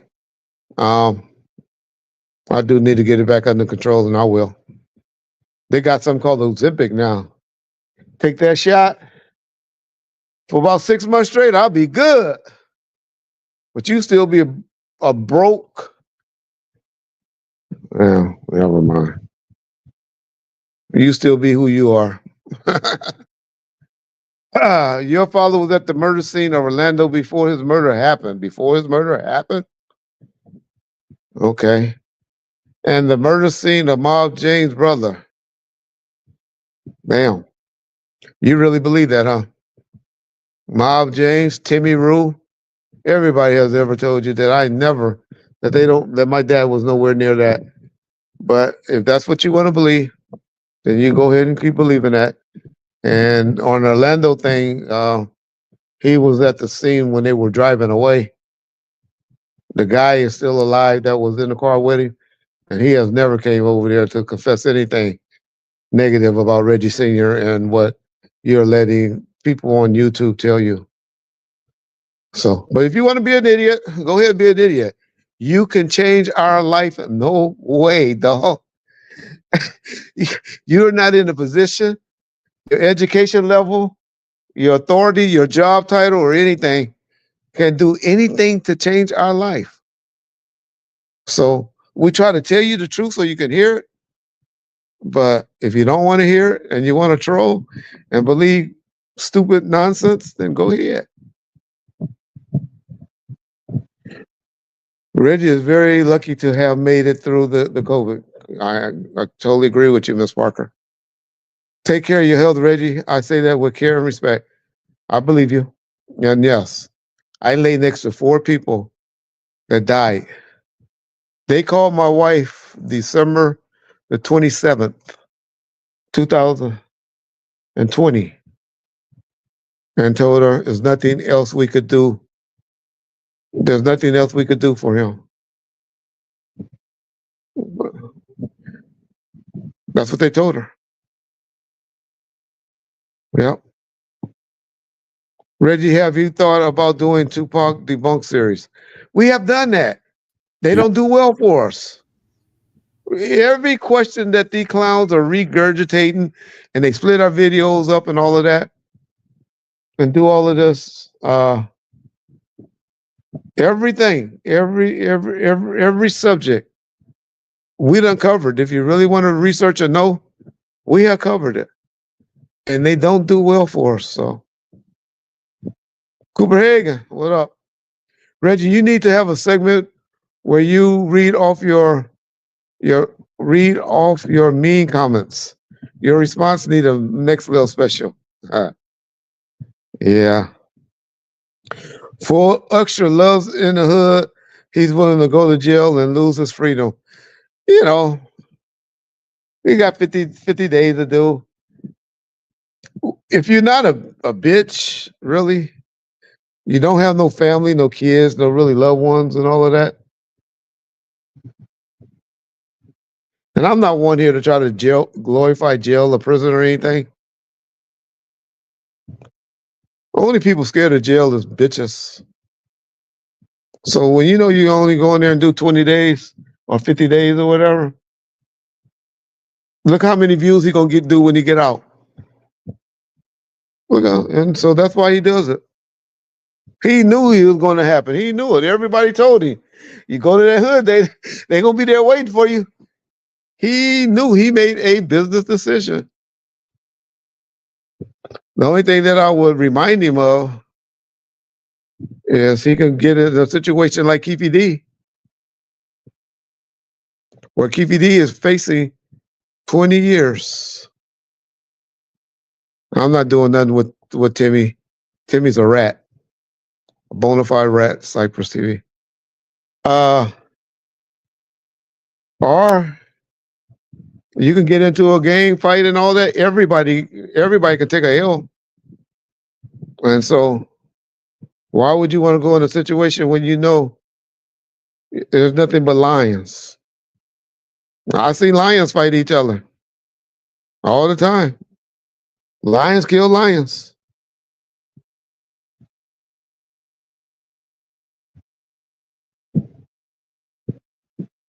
Hit up also true I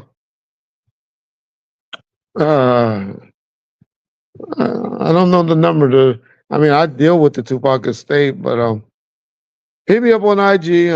We'll talk and see what you're trying to present to him. Hit me up on IG and I'll see what you're trying to present to him. Hello, attorney Mines. Hope all's well with you. There's a great attorney that's helping fire victims. Y'all know any fire victims or know anyone that needs any type of law work as far as defense work? I mean, not defense. Well, defense. She's really like to helping people out that's been wrongly convicted. And she also do some like accidents and stuff like that. Attorney Mines, Jasmine Mines. Y'all need to look her up. Y'all need to hit her up. And she's a great young attorney that has a great practice. Everything's good. We just talking. We just over here talking. Yep. If y'all get a chance to go over there, y'all be real happy with her services, I believe. John, if you can post up anything on her law firm, I appreciate it. And Second. I think she's online. You should be able to get off the line. Got it. Okay. Okay. What's your favorite moment with Tupac estate? With the estate? I don't have any. Well, just helping coordinate and getting the postponing of the albums done with Tom Wally and Molly. If for those of y'all, any of y'all want to look up on the attorney I was just talking about, John posted in the live chat. And John, if you could put it up on the screen, because okay, you got a picture. Well, don't get a picture because they're gonna be DMing her. They gonna be on her, and we trying to promote her work as a lawyer, and not her pretty face. Don't do that. Yeah. Have you ever met Afeni? Oh yes, I have many occasions with Miss Afeni. Yes, she's a very attractive young lady. But once you know about it's you morally fall in love with how smart a person is once you get to know them, Mhm. and that's what I learned to respect about her.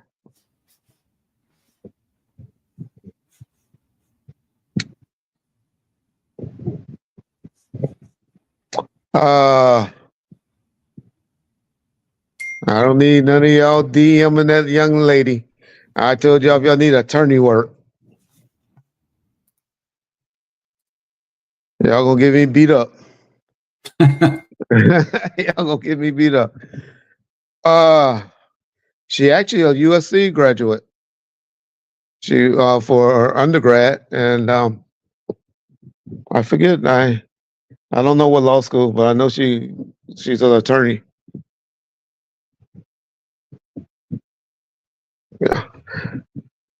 Let's see. What else? Okay, John, I promise you we'll get off. We started at 7. Ooh, so we coming up to. All right, John, I promise you 17 minutes. So anybody got any questions y'all really want to ask? Y'all go ahead and send me some super chats so I can recognize you. If not, we'll keep on going. But we only got 17 minutes. I promise, John, we're gonna be off he started at 7 o'clock straight up. We're gonna be off at 10 o'clock. You hear the news on Keefe D? He got convicted today for a fight in jail, Attorney McJath, if you can get a chance to look that up. I don't know how they threatened him with 20 years. Let's see, how is John and why do you never ask John questions? We want to hear you ask John questions. Where did he learn how to manage a YouTube? Okay, John, you heard it. I didn't learn anywhere to do it. I just started to, honestly, when I started doing the YouTube channel, it was just a place to host the audio of phone interviews. And then I started to do Reggie because people were putting out these crazy DVDs making these crazy allegations, and so I would ask Reggie about it, and then eventually we phased from phone interviews to live streaming where we could answer questions from people like we're doing right now, and then that evolved into on camera. So I never learned how to do it anywhere. I just kind of We actually, and you talking about YouTube, but John go way back to website. yeah. He's actually the person that reached out to us to Death Row when I was kind of doing the day-to-day operations at Death Row, and got to, I think, Cedric. I forget how him and his partner Lyles got to us, Miles, and started doing the website and convinced Suge into allowing me to get a website set up. And so, yeah. I saw that question you asked. My favorite concert, Attorney Jasmine, that I've been to I'm a major, and I saw you was at one too. I saw you was cheesing like a mug at that Usher concert. You was cheesing. You thought you was gonna get a cherry like a mug. You was trying to get a cherry like a mug at that. But Usher does a great show. I actually liked and I went to a Chris Brown Mariah Carey concert once that was good. Yeah. Tell me one positive quality about Suge that most people don't know unless you know him personally. That he loves his mother dearly. And we're just talking about positive. And if you want to get anything from Suge, you sick a female on him. Don't bring a male to the fight.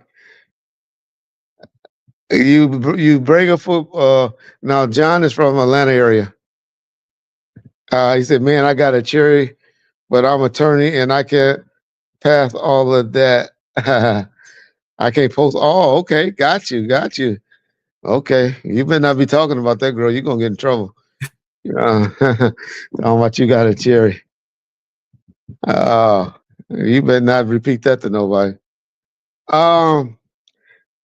Yeah, sure. Oh Lord. Okay. That's interesting. Yeah. We're gonna stop talking to her now because she's gonna get me beat up. Reggie needs a super chat to keep that refrigerator full. Yeah, you're right. Your mom probably gonna bring me some Wendy's. She on her way to bring me some Wendy's right now. Yeah.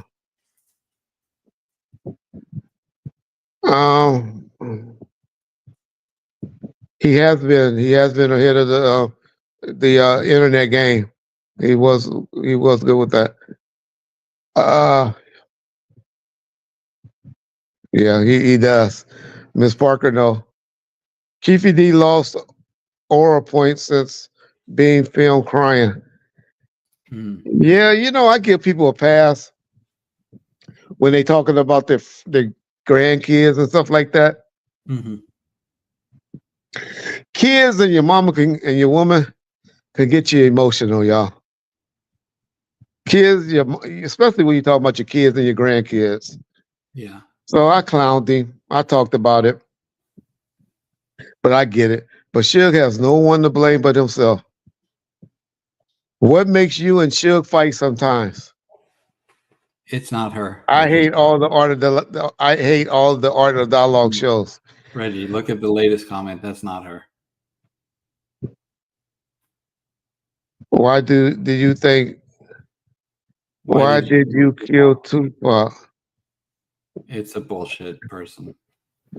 Yeah, should have known, huh? She meant, what's the number one reason why you did not kill Tupac? Okay, so maybe it is her. I don't know. Why did you kill Tupac? Why did you blast her? I don't know. But we'll leave her alone. Because I don't think she would say some of those things. But maybe not. I don't know. But until you have kids, you don't understand how it makes you feel when you have them. To Keefe D's point, when he was crying about grandkids and seeing his kids. Yeah, that It's easy makes if you you don't get a have little. kids to be like, oh, he's a sucker for crying. But when you have kids, it changes you. Yeah. Oh, okay. I ain't messing with you no more. You have to text me and tell me that is you. I ain't messing with you no more. My team, Marine Blue. Yeah. Reggie, question for you. How much do you think? Let me see. Think Flacco? Oh, come on, yeah. Why are you trying to fuck Flacco or something? You want to fuck him? Why would you act? Why you care about how much a man weighed or something? He is not trying to impress you. He's not trying to be with you. So what does it really care? Do you think Vlad is the police and is a narc? No. I think people sit down in Vlad's chair and that's on you. That's on you to decide to if you want to tell stories and all of that. That's on you.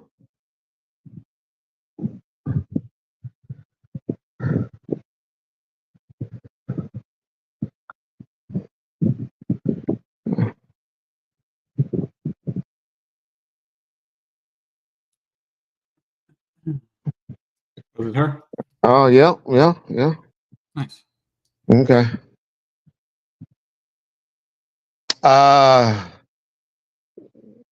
Like him. And she just like him. Keep shit going, but if she loved you, she loved you. If she hates you, she hates you.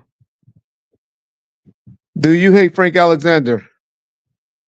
I was disappointed in a lot of things Frank was saying, but as I got on YouTube, I learned that he was coming around and he wanted to apologize for a lot of the things he said. And so that makes me not hate him or dislike him or be disappointed in him as much, because I'm one of those persons that's easily to forgive. I'm very easily to forgive. So as I was told and I'm informed by a guy by the name of Brandon Moore on YouTube, I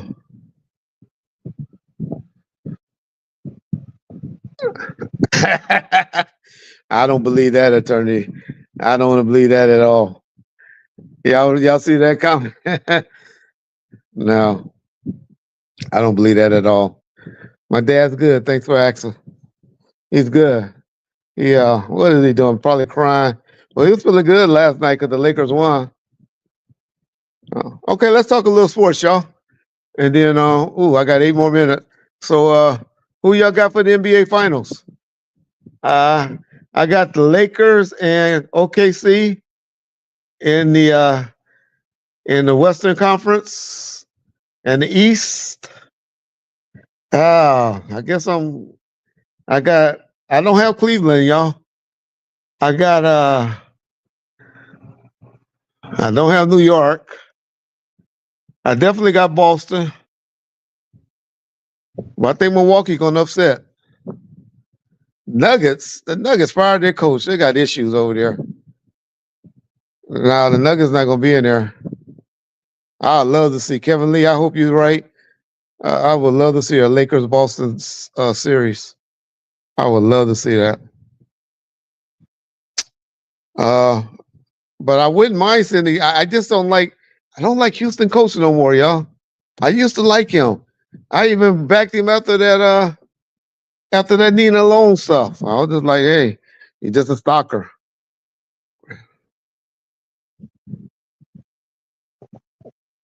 You said one regret, real death row, and your experience abandoning my own practice, abandoning my security company to run his stuff, and now seeing his appreciation is very low of all that I did for his company. That would be my one regret. Should have just concentrated on my own shit instead of another man's shit. Key to Rock Stories. P.D. Wack and Buntry. Who is P.D. Wack? I don't know P.D. Wack. Buntry, 100. Girl, don't be doing that. But respect. Thank you. Thank you for doing that. Damn, that may be the biggest one we've ever gotten. But thank you. Appreciate you doing that. Watch out for Detroit. I like K. Thank you a lot for that, Attorney Jasmine. Appreciate you doing that. Now you're gonna make me answer your questions, huh? Why did you abandon like for more death row business? Yeah, it was just that you can only do one. You can only do one. As you know, that person that runs death row is a very demanding person behind the walls. If anyone knows that, you know that. And you got to be accessible, very accessible. So, yeah. Yep. If Pac would have survived, would he have gone to jail?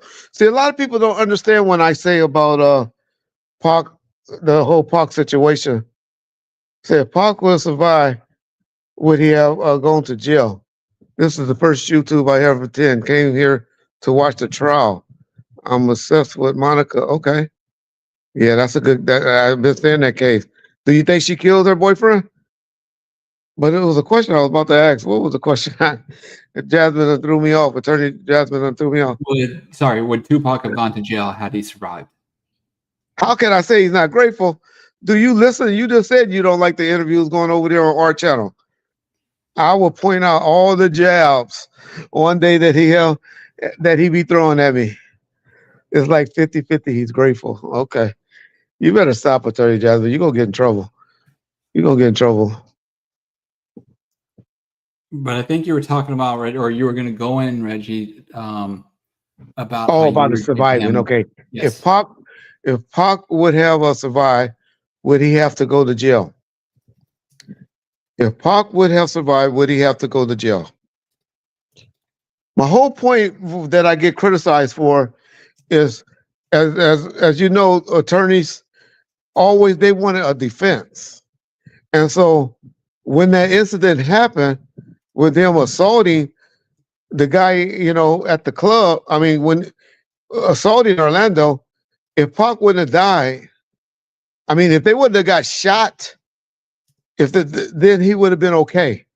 They wouldn't have went to, if the shooting wouldn't have happened, nobody would have ever investigated that situation at the MGM. Okay? So, but once he got shot, I knew it was going to be a big investigation.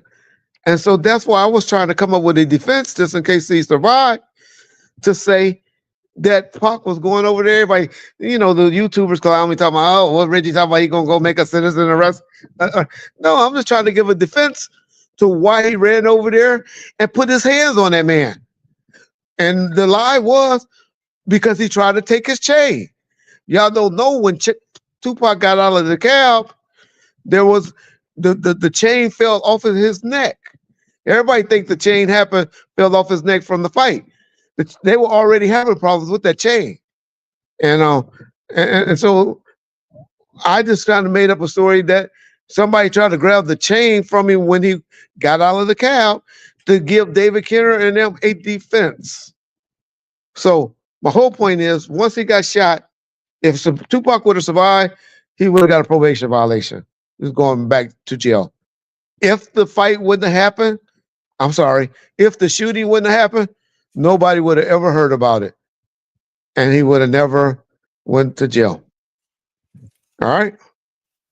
I hate the art shows because I think it was you would not let him say some of the things that obviously helped his criminal case.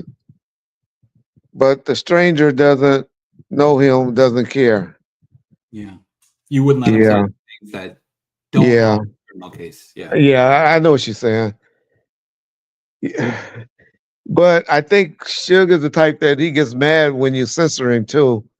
And so I understand why art but I would, how me and his conversations go. I would have tried to coach him another way and say, but Suge, you know, it really kind of happened this way or something like that is what I really believe I would have did. But Art don't know him like that. So Art just gonna let him say what he want to say.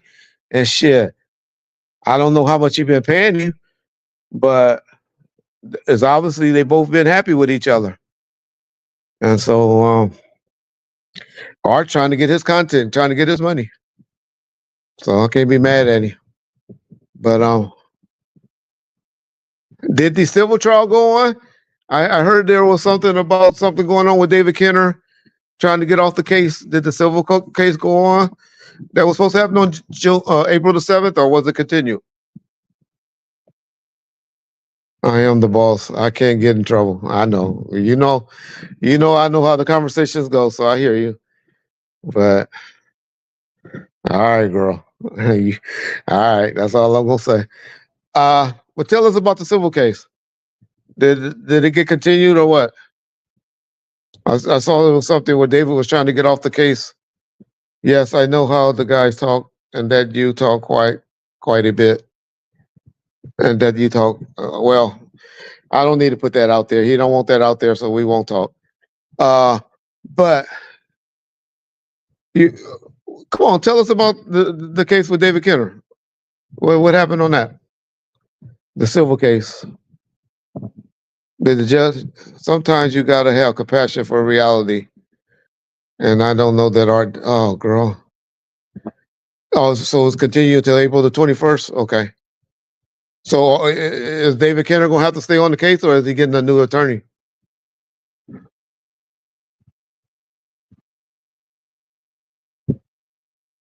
Mm. I remember the last time we had all communicated, we were joking how he liked to always play like he's sick.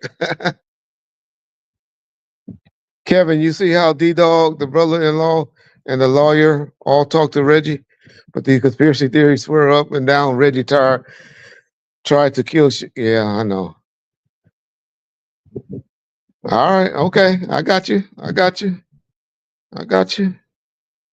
I got you. I heard you. I heard you. I ain't said nothing.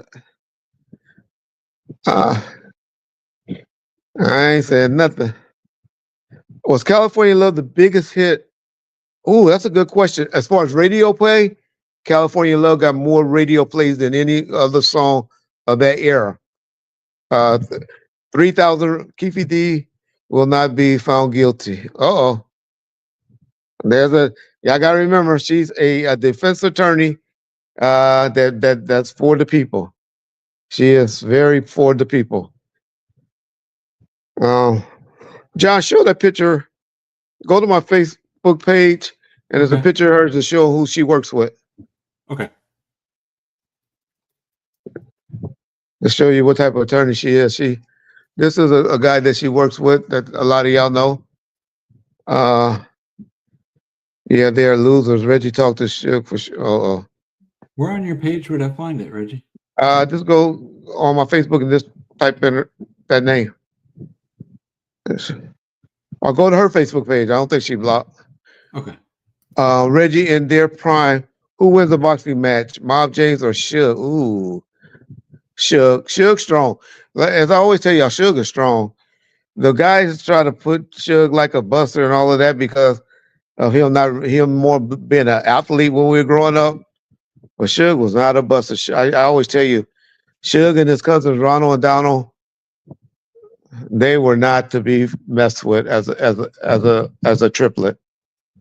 And Suge, no, I'll put my money on Suge. David said there's a breakdown between attorneys. Yeah, I heard that. We kind of read that. Suge Knight is a tough guy. I wouldn't mess with him. I don't know if you've been funny or not, but I really believe that. I really believe that. Can you see the photo on there, Reggie? It's I can't see it, but as long as you got it up. It's with Ben Crump. With Ben Crump? Is that who you want? Yeah, the one with Ben Crump. Yeah. Okay. Ooh, she said. Yeah. Gene Deal, Reggie. At the same time, Gene Deal will kill Suge. Well, not now. Gene Deal can't walk now, but Gene looked like he was real athletic back in the late '90s.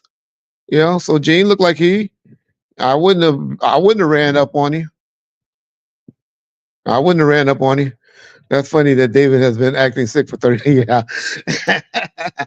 I'm telling you. We were talking about that the other day, huh, Reggie? Yeah, yeah. David be like, well, we won't be in court for about a week. Don't worry about coming. I'm about to check myself in the hospital. Yeah. He said, I'm about to go check myself in the hospital. I'll see y'all in about a week.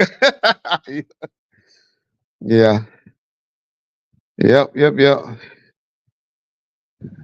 Oh, Bird Mango. I didn't know you was a female. But I should have known. I thought you was a guy. Yep. Oh, Miss Attorney Jasmine, you are going to be getting harassed for the next week. Hypothetical question. Okay. What the West Coast dynasty looks like in 2025 if Death Row did everything right with Tupac, Dr. Dre, and etc. Well, I think there have been a lot of stars that we do know that wouldn't have made it, like Eminem. I don't think he would have ever came out, but I think, yeah, I don't think it. I think we would know some stars that didn't make it that we would know, but God had the plans for those people to be where they at, and but I don't think Suge would have put out a white rapper. I don't think he would have took that chance. What's a nutcase? Who called you a nutcase? No, that's the legit attorney. So if any of y'all saying that she's not authentic, I have to tell y'all lie on that. That's her. No, And she's she's saying authentic. David was a nutcase because Suge said on art that David will hold guns or whatever for clients. What a nutcase. Oh, Yeah. I never. Yeah, I don't know. I don't know what Suge going with that. But y'all gotta remember, David did do a birthday party with Harry O and Snoop, and I told you, Yeah. once you an enemy of Suge, he gonna let y'all have it. He go you once you get on this target and he pointing that gun at you, you gonna get everything. He gonna let you have it. Sadly, I know what that I know what that means. Yeah, he would. Suge would aim that gun at you and he would fire. Reggie, who really owns Death Row? I believe it's a guy. I did a segment on that. I can't think of his name right now, but it's the guy that's the C. I think it's Jimmy and Dre, to be honest. What they say about what they say about you, Attorney Jasmine? Or he was talking about maybe she talking about David Kenner. Yeah. Jasmine Sugar embellished a lot, mostly to just troll. That's what I really believe. I told y'all a long time ago on the episode I did on Vlad that a lot of things that Suge say, he just trying to be funny. He don't really mean all of that. He just trying to be funny. I think we missed a super chat, Reggie, by John Baines. They asked, when was your last time seeing Buntry and how was it? Do you remember the last time? Probably about 3 weeks or about 2 to 3 weeks before he died. I went up and met with him at the studio. I know I definitely saw him at the Super Bowl weekend when they came back from the Super Bowl. But that's the day we did that trick with Maria, with Dad's wife, and we switched out the reels and gave her the blank reels and took the reels. And that was sometime in February. And when he got killed, no, he didn't get killed until April. So sometime in March, April, but it was cool. Me and Buntry, you know, we had a relationship outside the Suge relationship. He was still driving around in my car and stuff, even though Suge was making the payments when he made them. But yeah, nothing but positive things about Buntry. Nothing but positive things. Why did Suge point his Benz? Hey, that was the color at the time. My house, the inside of my apartment was fuchsia. Fuchsia was that new color. Man, I had a condo in Marina Del Rey. My walls was fuchsia. Everything I had was fuchsia. That was the color back in the day. I look at those fuchsia walls and I had, man, fuchsia, everything was fuchsia. My carpet and everything. I had like some carpet that had some beige and fuchsia color in it. Fuchsia was the color back in the 90s, y'all. Yeah. Suge interview, half truth, half lies. Yeah. I'll give him a little bit more. I'll give him about 75%. I'll give Suge 75% of the things he say. You should go live more. Yeah, this is all we used to do. If any I don't know about us, this is how we used to do our channel. And then we decided to, you know, Art the Dialogue actually talked me and John into after him and Cam Capone was doing it. Well, Cam Capone and Vlad was doing it, and then Art the Dialogue started doing it. And then to be honest, we bit off of Art. Not so much Vlad. It was really Art that we bit off and started doing this from. Yeah. Art and his cameraman. Yeah. They were definitely inspiration. Yeah. Why don't you like Art? I told you. You know I sent you I told you why. Why I told Suge, why I've been mad at him. Oh, you know what I told him? I told him, how you gonna fuck with somebody that could call it themselves trying to sue me? Is it true you were friends with Keefe D? And if so, I didn't know Keefe D. So whoever's telling you that, if your boy telling you that, that's one of his 25% lies. I didn't know Keefe D until about 2012 was the first time I really saw him where I had a conversation with him. And I was at a grocery store outside his wife's job. Hey, Reggie, would you ever put back up the bomb for? That was John. John ran that. That was John and his little crew that did that. Yeah. I have never been on the Bomb First forum. I didn't know what a Bomb First forum was. Yeah, I wouldn't put it back up. And I do see a couple of comments from time to time saying bring the forums back, but to be honest, they're kind of expensive for the hosting, and it's just a place that a lot of people, sadly, that a lot of people just complain. So I just figured, no real use. And if there was enough demand for a forum, that one of you guys would make one and start your own, kind of website thing off of that. Yeah, so that's what's up with that. John, what is your opinion on the new Death Row compared to your experience?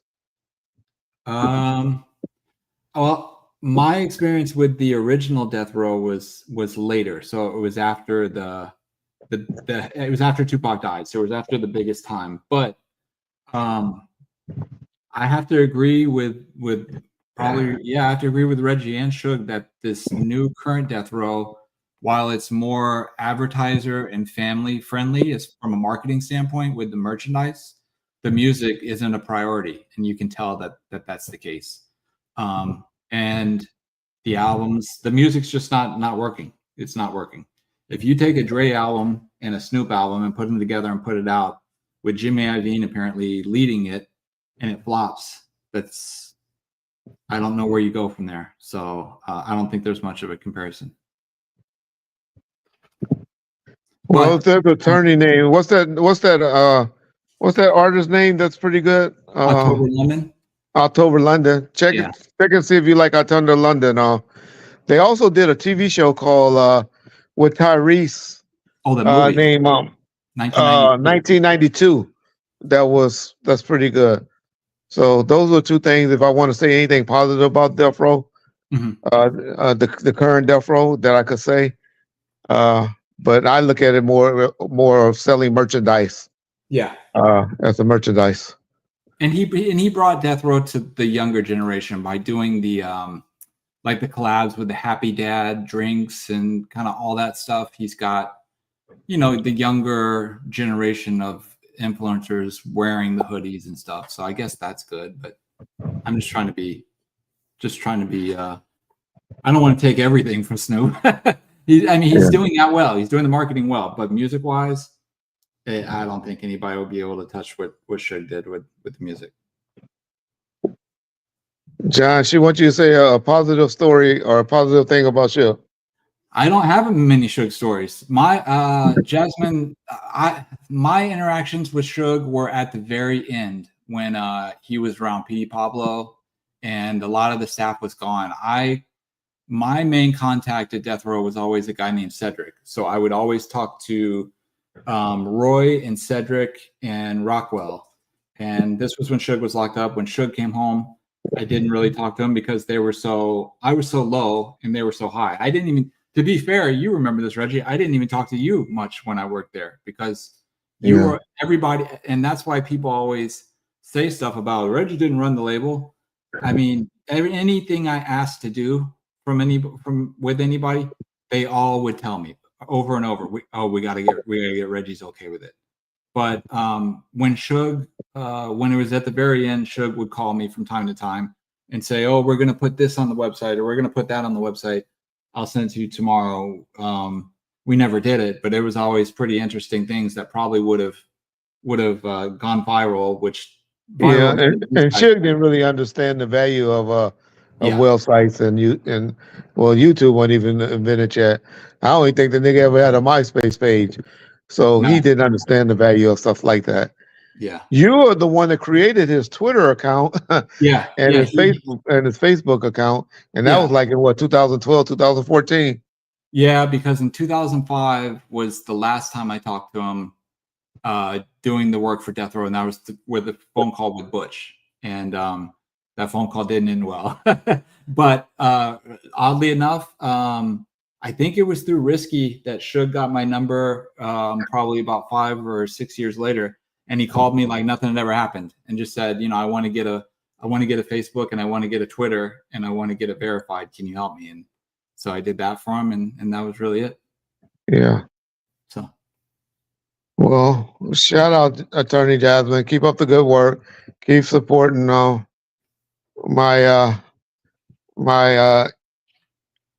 enemy. What is it called? My brother. When you're enemy brother, when you're brother me. Oh, a frenemy. Friend and enemy. Keep supporting my frenemy, and it's all good. Really appreciate all you do for him. I know he doesn't because he don't know how, but he does. But he does. So, and I've never talked to you, Jasmine, but hopefully you don't believe the stuff that he publicly says about me. I would hope not anyway, but yeah. Why doesn't Mob James do more content? Mob James got a segment starting up on Vlad. Probably he taped today, and so about Saturday, it might start tomorrow, but definitely by Saturday he'll be doing some segments over there on Vlad. I got him over there on Vlad starting today. So, well, they taped today. So by Saturday you'll see a Mob James every day for about 30 days. Y'all know how Vlad do it. Vlad put him out for about 30 days.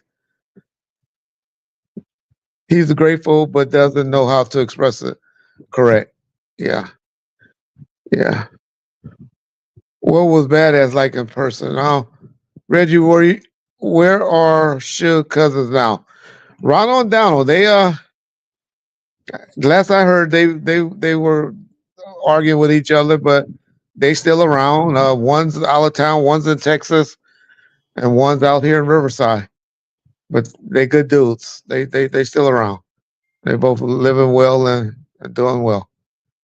You guys don't understand that the feds are listening to all this shit. But what have we said? What have we said that's incriminating? We haven't said anything that's incriminating. But you're right. The feds is listening to a lot of it. And if Keefe D and if this Big U situation and Brick Baby and all of them, Young Thug situation. You know, from there monitored his Twitter. If people haven't learned that the feds are listening to this, then hey, you can lead a dog or a horse to the water, but you can't make them drink it, right? John, I think it was people go to the first if someone isn't black. Yeah, they play that card. I don't know whether you are, but if people say racist, kind of like they say Karen. Yeah. Just first thing, and I try to tell John that's just I call people gay. My go-to word is you're gay. You're a homo. You're a faggot or whatever. That's my go-to word. And so, yeah, that's unfortunate. That's just the era we grew up in. As y'all know, in Suge Knight, I heard Jasmine could contest to this. Everybody's gay, and she's the first person to call him out about that. Why is everybody's gay? Why you say everybody gay? Can that be true? Can that be true? And that's just our go-to word. And I just say that's just our go-to word. Hey Reggie, what does this mean when she says, you know, if you're racist, you probably wouldn't have a show with a black person. But I do wish John would apologize for any comment about his mom. Did I? Well, it wasn't John that said it. You catch the rap for putting it up. Okay. You catch the rap, but I did a video. And who said that? Was it Jasmine or was it somebody else? It was Jasmine. Okay. What happened was, and I tried to explain this to Suge, and he cut me off when I was telling him. Suge, and y'all got to remember, I don't think Suge, I don't know how he hear things, but it's somebody that obviously reports a lot of things to him. And this interview right here going to be reported to him, and my poor Jasmine is going to be upset tomorrow. But so somebody reported the video to him, and it came off that you and Wack did an interview, because I think you asked him on the interview that you did with them about the situation. Yes. And so it made it come off like you and Wack was talking about it, when all you did was responded to the question, meaning you asked the question. Yeah. Hey, I forget how you worded it. So it came off like you and Wack was having a conversation with that. But people didn't catch when Wack was down there in tears when somebody brought it up to him. And I am the one that said, on an interview, I said, I don't know how shit could do Wack like that. This is a man that, you know, did X, Y, and Z for his mother, and this is why he's upset. Yeah. But that was just on one of the live streams, so that went under the radar. You did an on-camera interview with him, and you asked about that, and that's what whoever reported it to him saw. Gotcha. And so that's why he's upset, and he thinks you talked about his mother. Gotcha. Yeah, I don't know anything about his mom, nor would I feel it was my place to speak on it. So, and that's why you get the rap for it. Gotcha. Yeah. Okay. And I tried to explain it to him, but if you know Suge, he don't want to hear stuff. Gotcha. And him and I, well, everyone should apologize to your moms if they said something. And we agree with that. And 1000%. Yeah, we totally agree with you about that. And we totally agree. And I think he was on I'm sure you know I did apologize to him about bringing that up. And I tried to tell him that it was me and not John, but I didn't think at the time he wanted to hear it. Yeah. And then plus he and I had supposedly had a truth, and then he started digging on. We supposed to have a truth and not talk about anything after a certain date. But of course we both broke that agreement. Yeah, so it's all good. But I don't wish nothing but the best for him, if you want to keep it real. I was hoping all came through and he got his chance to come home. Yeah, see, even Jasmine, look what she said. You did tell him it was you and not John. I heard that. Yeah, correct. Yes. But Well, he at least didn't I want to hear that. understand now why he's upset. You know, I think he's being misled by whoever reported that to him, but at least I know now, you know. Yeah, that's what it was about. Gotcha. Said, did Master P lie on Suge? Yes. Master P never came up. And like I always say, I always said Suge is not lying about everything, and he told that truth to the T about Master P. Master P lied when he said he came up to the prison to visit Suge. It was an outright lie. Laugh my ass. Oh, you can tell me about Master P. That is the one show I laughed the entire way. Oh yeah, he told the whole truth on that. Yeah. I mean, as far as responding to P. Now the part about I forget, he said something crazy, as you know, Suge does. I forget, but yeah, he was telling that. What about Jay? Lil Jay, he always looked at Lil Jay different than everybody. He was never fearful of Lil Jay at all. Did Suge ever have a great cap piece in Hawthorne? A caprice, or a great caprice? I don't know. Not to my knowledge. I don't remember. He was more of a K5. The oldest car that Suge always had, he loved those K5 trucks. He had an old K5 he loved, and he gave his dad all his old cars, like an old Mercedes and an old Bentley he gave to his dad. Yeah. Yeah. Master P always just honest. Who is your favorite girlfriend of Suge? Don't say I asked. You heard him say it before. The one that the internet knows as Teresa Swan and I were real close. Reggie, I'll be back in a second. Okay, give me 2 minutes. Okay. Yeah.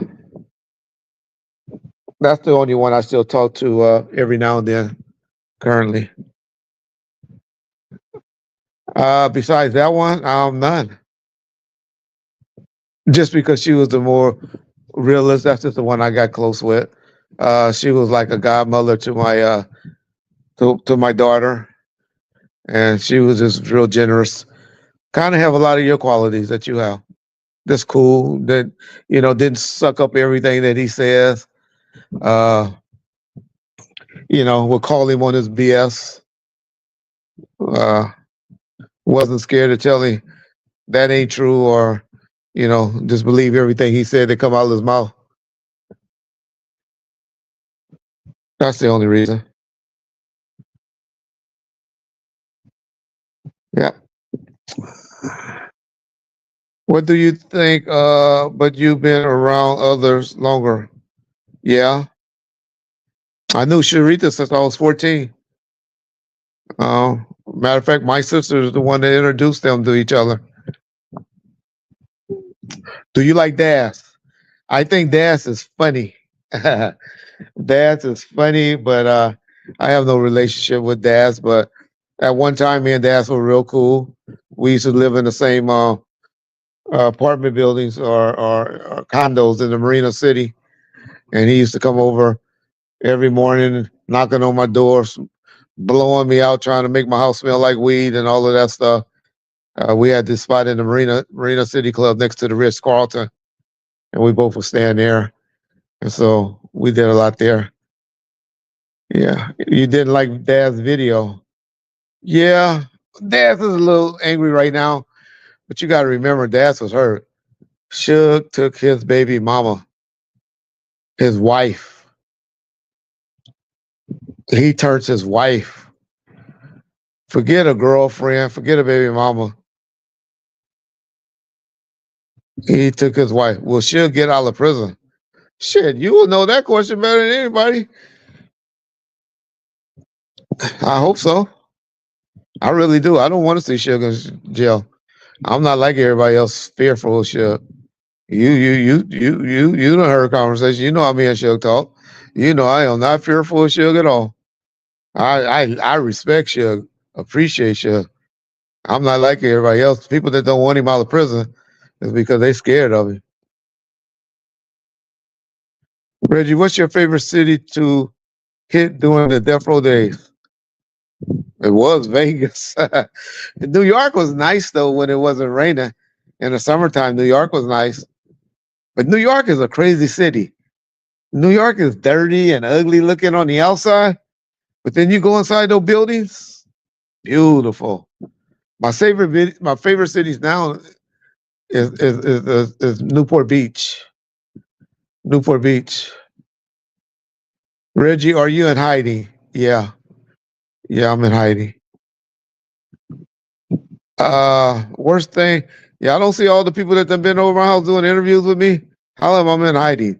Cal Capone have been in my house. Art the Gaylord have been in my house. Not nice, real wise. What did I say? Not nice, real wise. I don't know what I'm. Oh, I got what you're saying about Dash. Yeah. Reggie and John, are you happy? 1 to 10 show happy. How are you today? Yeah, I'm always about a 7 or 8. I'm always about 7 or 8 till I'm able to walk daily and walk wherever I want to go. I'm never gonna be a 10, but I'm alive. So I say a 7. Jason Johnson, thank you for that super chat. How dangerous was Sylvia Rambo? None. I remember when Sylvia thought me and Suge was at war one time in the 2000s. Sylvia said, Reg, you want me to go get him? She said, I'll dress up like a man and go get that nigga. I was like, I ain't that mad at him. We ain't mad like that. What are you talking about, Sylvia? She said, yeah. Shit. And then I heard about a year or two later, she went and did some shit in Texas where she dressed up like a man. I was like, she was serious. Yeah, I need to look up the story about her and Big Titty Jackie. One day y'all give me to tell the story about her and Big Titty Jackie. Sylvia was a fool. So you don't think you should be in jail for the killing of Terry Carter? So you don't think? Oh, you said sure. I think that was an accident. I know you're probably talking to his attorney, but I really think that was an accident. Beatology.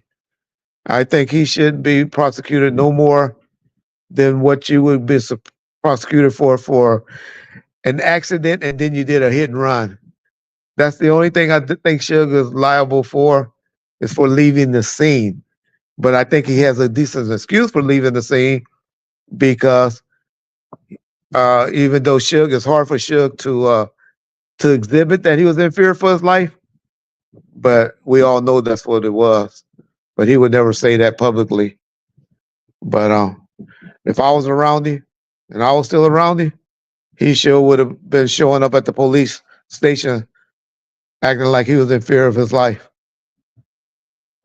But y'all saw how he walked in, looking all tough, smoking a cigar, and all of that. Did that look like a man that was in fear for their life? Yeah. Reggie, did your son text? He arrived. No, he heard that, huh? He was on his way to Palm Springs. He's going out there to work at that big white folk show that they got going on out there. What is that called? Coachella? Is it Coachella? Yeah, Coachella. Gotcha. He's going to work at Coachella. So he should be there by now. So you're right. I do need to check on him. Big titty, yeah. What's your relationship with Jimmy today? I don't have a relationship with Jimmy. I don't have any relationship. But Attorney Jasmine is currently helping solve something with Jimmy. And where the groupie be able to eat his words as well. When he find out that to be true. What was your last, if you remember, what was your last interaction with Jimmy? With Jimmy IB? Yeah. One of the most memorable was when he shook my hand and told me, Reggie, he said, Suge, you and Suge, y'all never understood. The things I did for y'all was because I liked y'all. Y'all always think I did stuff out for y'all because I feared y'all. He said, I did things for you and Suge because I liked y'all. And y'all never understood that. And he shook my hand and he held it real tight. And he looked me right in my eyes, and that was one of the last things I remember him saying. Now, he called me one time. I gave a guy his address to his house, Magic, and he was real upset about that. And he was like, "How you gonna send these guys? You and Suge, do y'all know that was my wife Vicky at the house? Y'all know how much Suge loved Vicky?" And so, yeah, I don't have as much hatred for Jimmy as Suge does. But if it's true what Jimmy and Dre is doing right now with the Death Row stuff, then I totally understand why Suge's been upset with Jimmy of late. Yeah. If that turns out to be true, I really believe it to be true. Let's not forget Jimmy was another stake in the grass. Yeah. That's Reggie, what happened to Suge's dog? Well, hopefully they dead. Yeah, hopefully they dead. Let's figure out how old Damu would be. People always ask about Damu. So dogs is 7 years, right? Yeah. 7 times. And Damu was like 2 or 3 in 95 when y'all first saw him. So that's 20. 20 what's that? 30 years. Right? And the 95 is 30 years. So 210 years old. So y'all want a dog to live to be 210 years old. Y'all crazy. Sometimes it seems like you are 50-50 on Jimmy.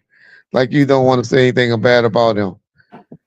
Well, Jasmine, it's because I know the good things Jimmy has done for us as well. And I know of the negative things or the bad things we have done to Jimmy. That's why I think I come off like that. There's a good and bad in that. And we have to have some hold some accountability of things we have done too. Reggie, did Eazy-E knock out the DOC? I don't know about that. I never heard that. Never heard that before. There was a big picture of Suge on the security wall at Universal.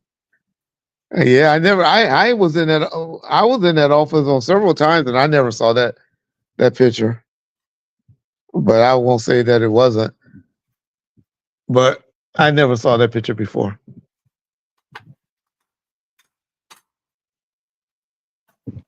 Jasmine got Reggie on the stand. Actually, me and Jasmine have a cool relationship, so I don't think she's coming at me like that, Kevin Lee. Yeah.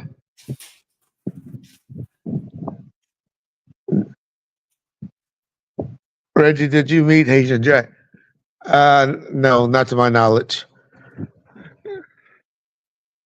Did Real Motherfucker G's hurt the row? No, I think that helped the back and forth between the two labels. All right, and then when Suge and then when he came out with that not that. Well, they had came out with the one This and Easy first. Don't y'all remember that playing on the box? Suge had bought that. He had bought that on the box. I think he used to have it play like 100 times in a row. I used to be in areas and used to watch that song play.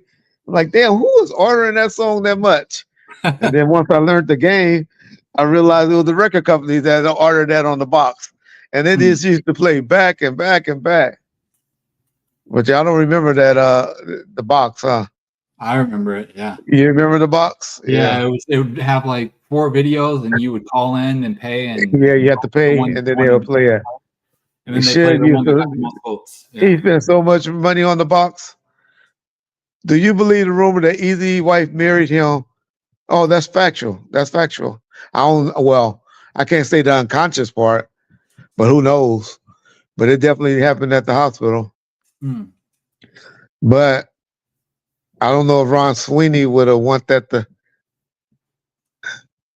I don't know. It was too many people there to go against it later that turned on him. Like the attorney Ron Sweeney and then you had the FOIs that was there. And I think Mike Klein even claimed that he was there or around. And somebody would have leaked that. Somebody would have leaked that.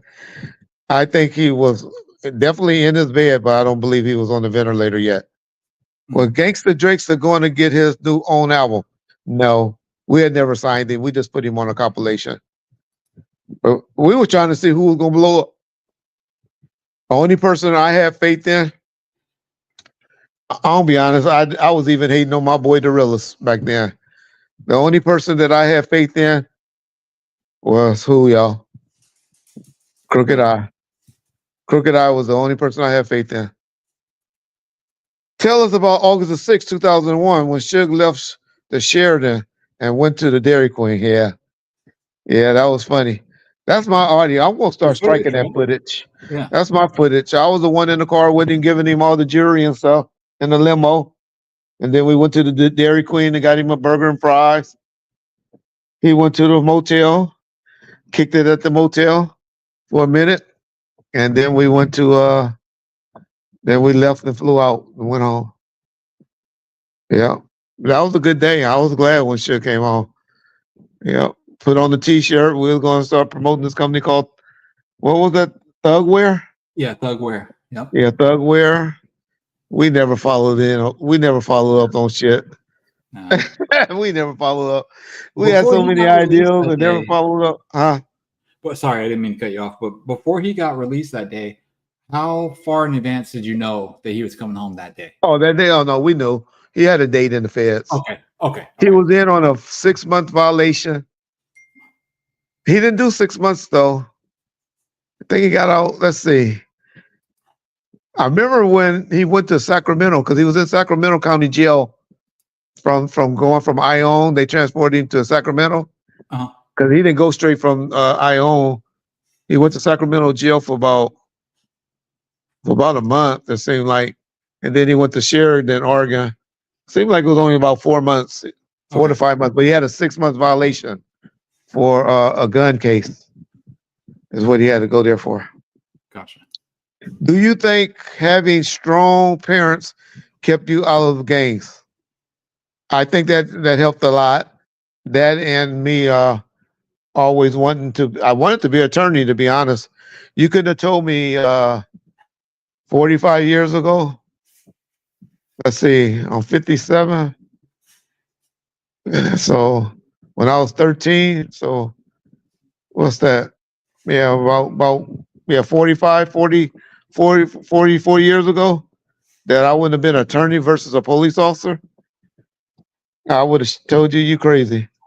My dream was to be an attorney, but I didn't have the patience like Attorney Jasmine to stick it through. Probably didn't have the smarts either, and got stuck with being a cop. Even though there was nothing as a cop that I did not want.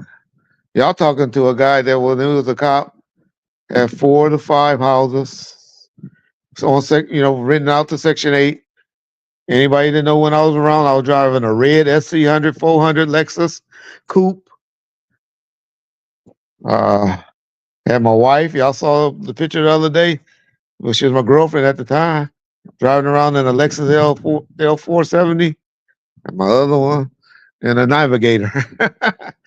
And so I was doing good. So I was doing okay. That's why I heard something where Suge threw a jab at me talking about what cop could afford to buy a building on Beverly Hills. Yeah, okay. You had credit, you can get anything. Credit and a down payment. And he knew what type of credit I had because he had about 4 of his cars in my name. But I just say that to say, as a cop, it's all about credit and just keeping your credit up and getting your credit right. And you can buy and get a lot of things. Because back then you can lie about your salary. And they didn't check it like they do now. Now you go to jail for that shit. Reggie, do you own a death row chain? I did a video recently with a death row chain on. John did too. John do his Morgan and Morgans with him on, so yeah. But now Did you ever visit Hammer's house? No, I wasn't with him when they went to Hammer's house. I know about the situation. Suge's right about that house, though. Was the house hard to sit in? I wasn't there, but I heard of all those stories about Hammer House. The time he talked about. I was in the area, but I didn't go up there for some reason. But when they went to the Pump and the Bumps video shoot, I knew about that one when Hammer had that dildo on.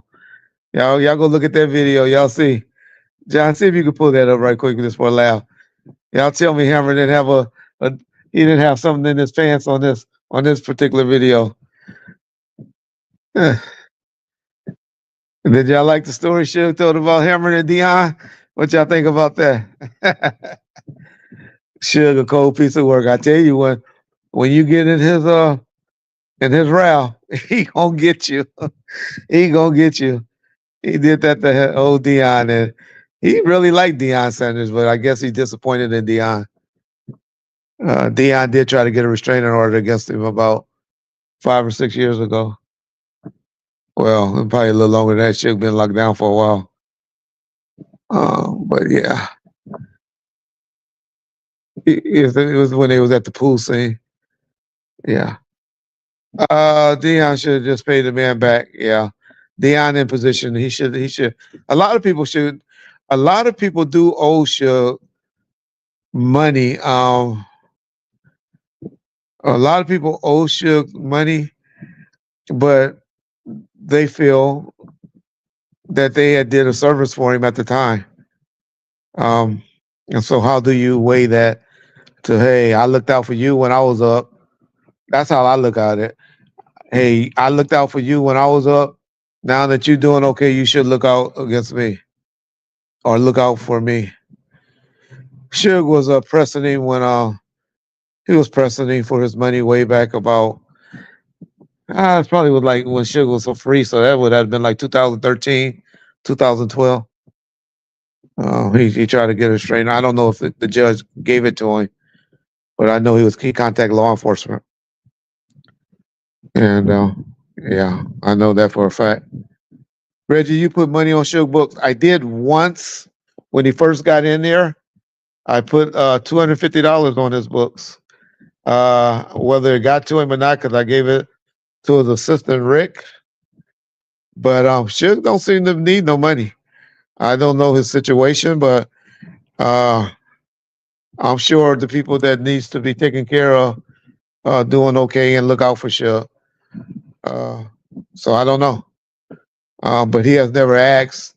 If I'm in position and he ever asks and he really needs it, I think I gave him. I helped him get $5,000 one time to get his people in trouble because he had called me and asked me to get him some money one time, and I got him that $5,000, and then right after that, one of his mothers of his child got arrested, and for allegedly doing something for his cellmate or some shit like that. I don't know.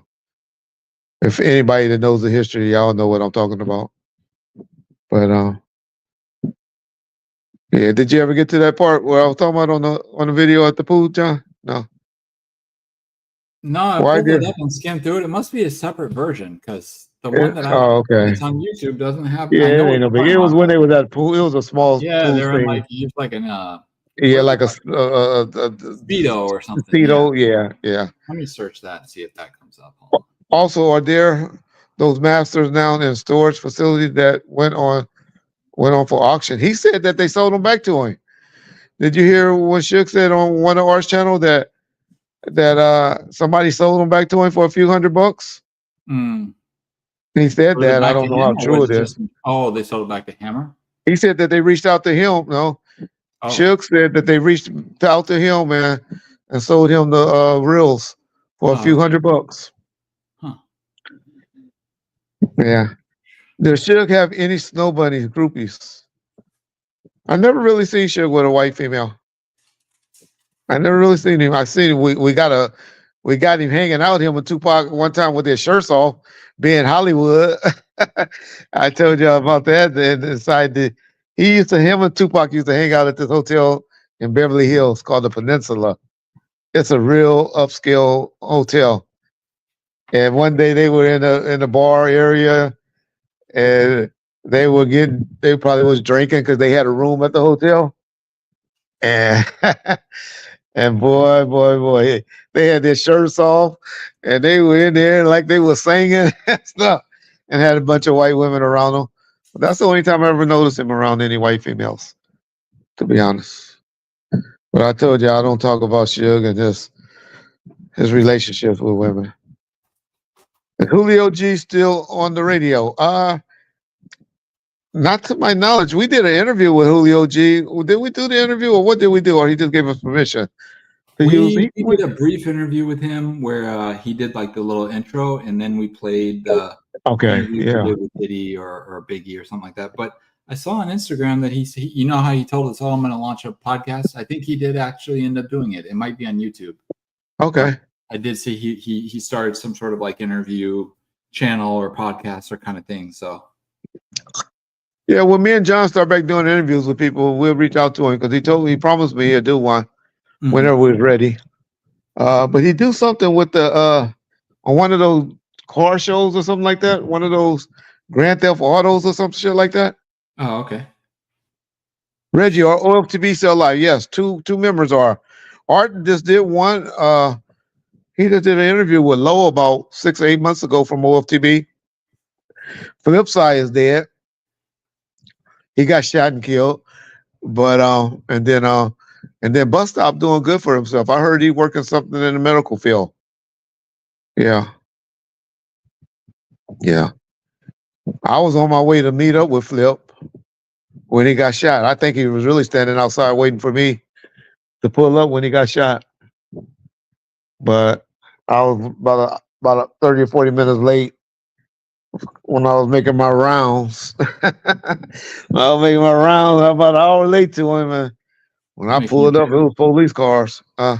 Making your pickups, like I'm making my money pickups. Exactly. Was him a real G? He appeared to be. You know, he liked a lot of people around him.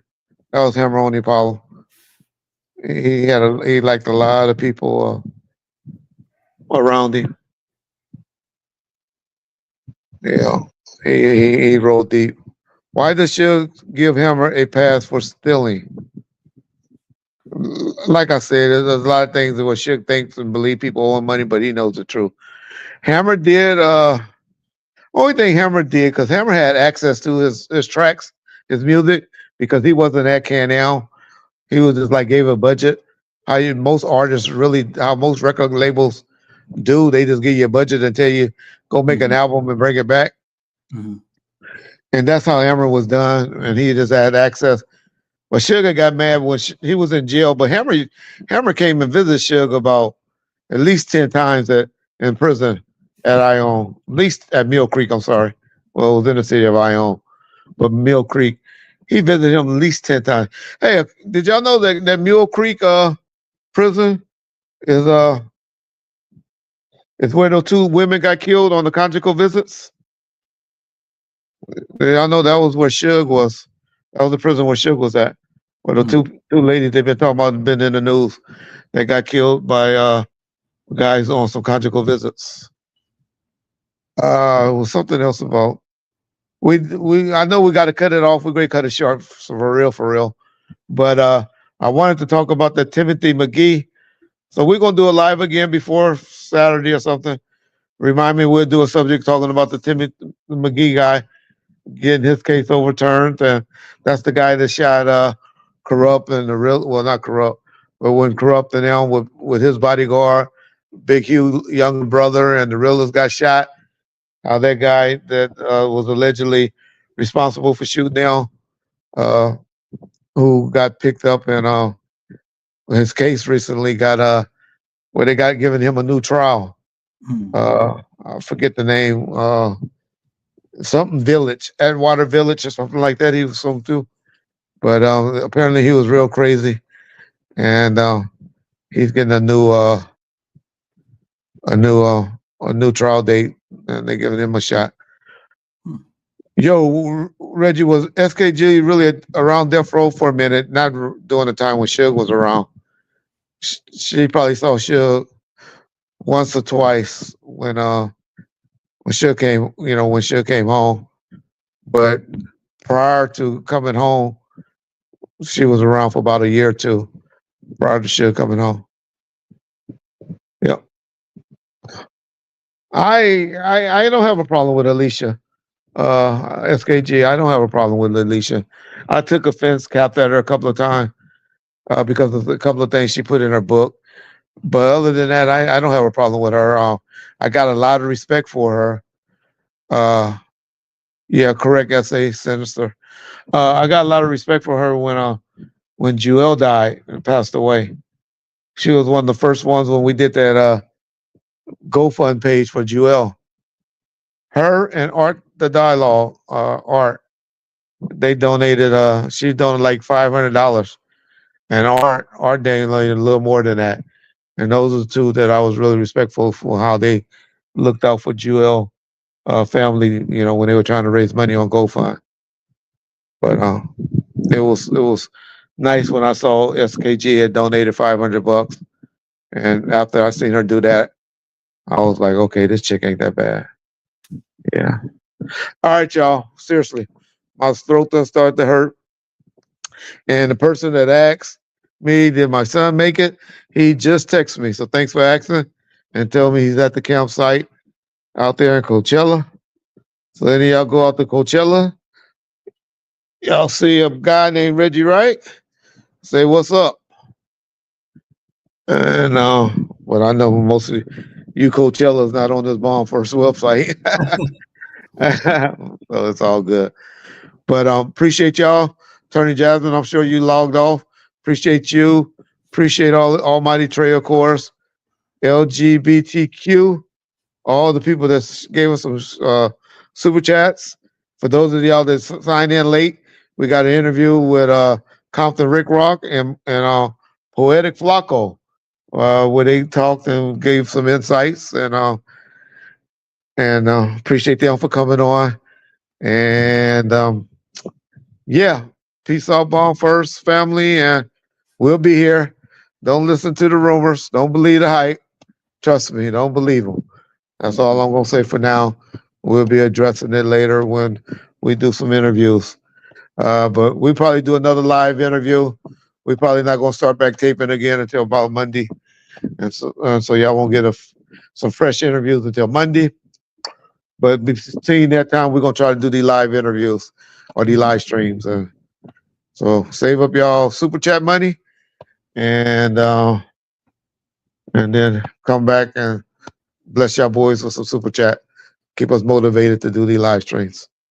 So appreciate you guys. Thanks for hanging in there with us. Yeah. Peace.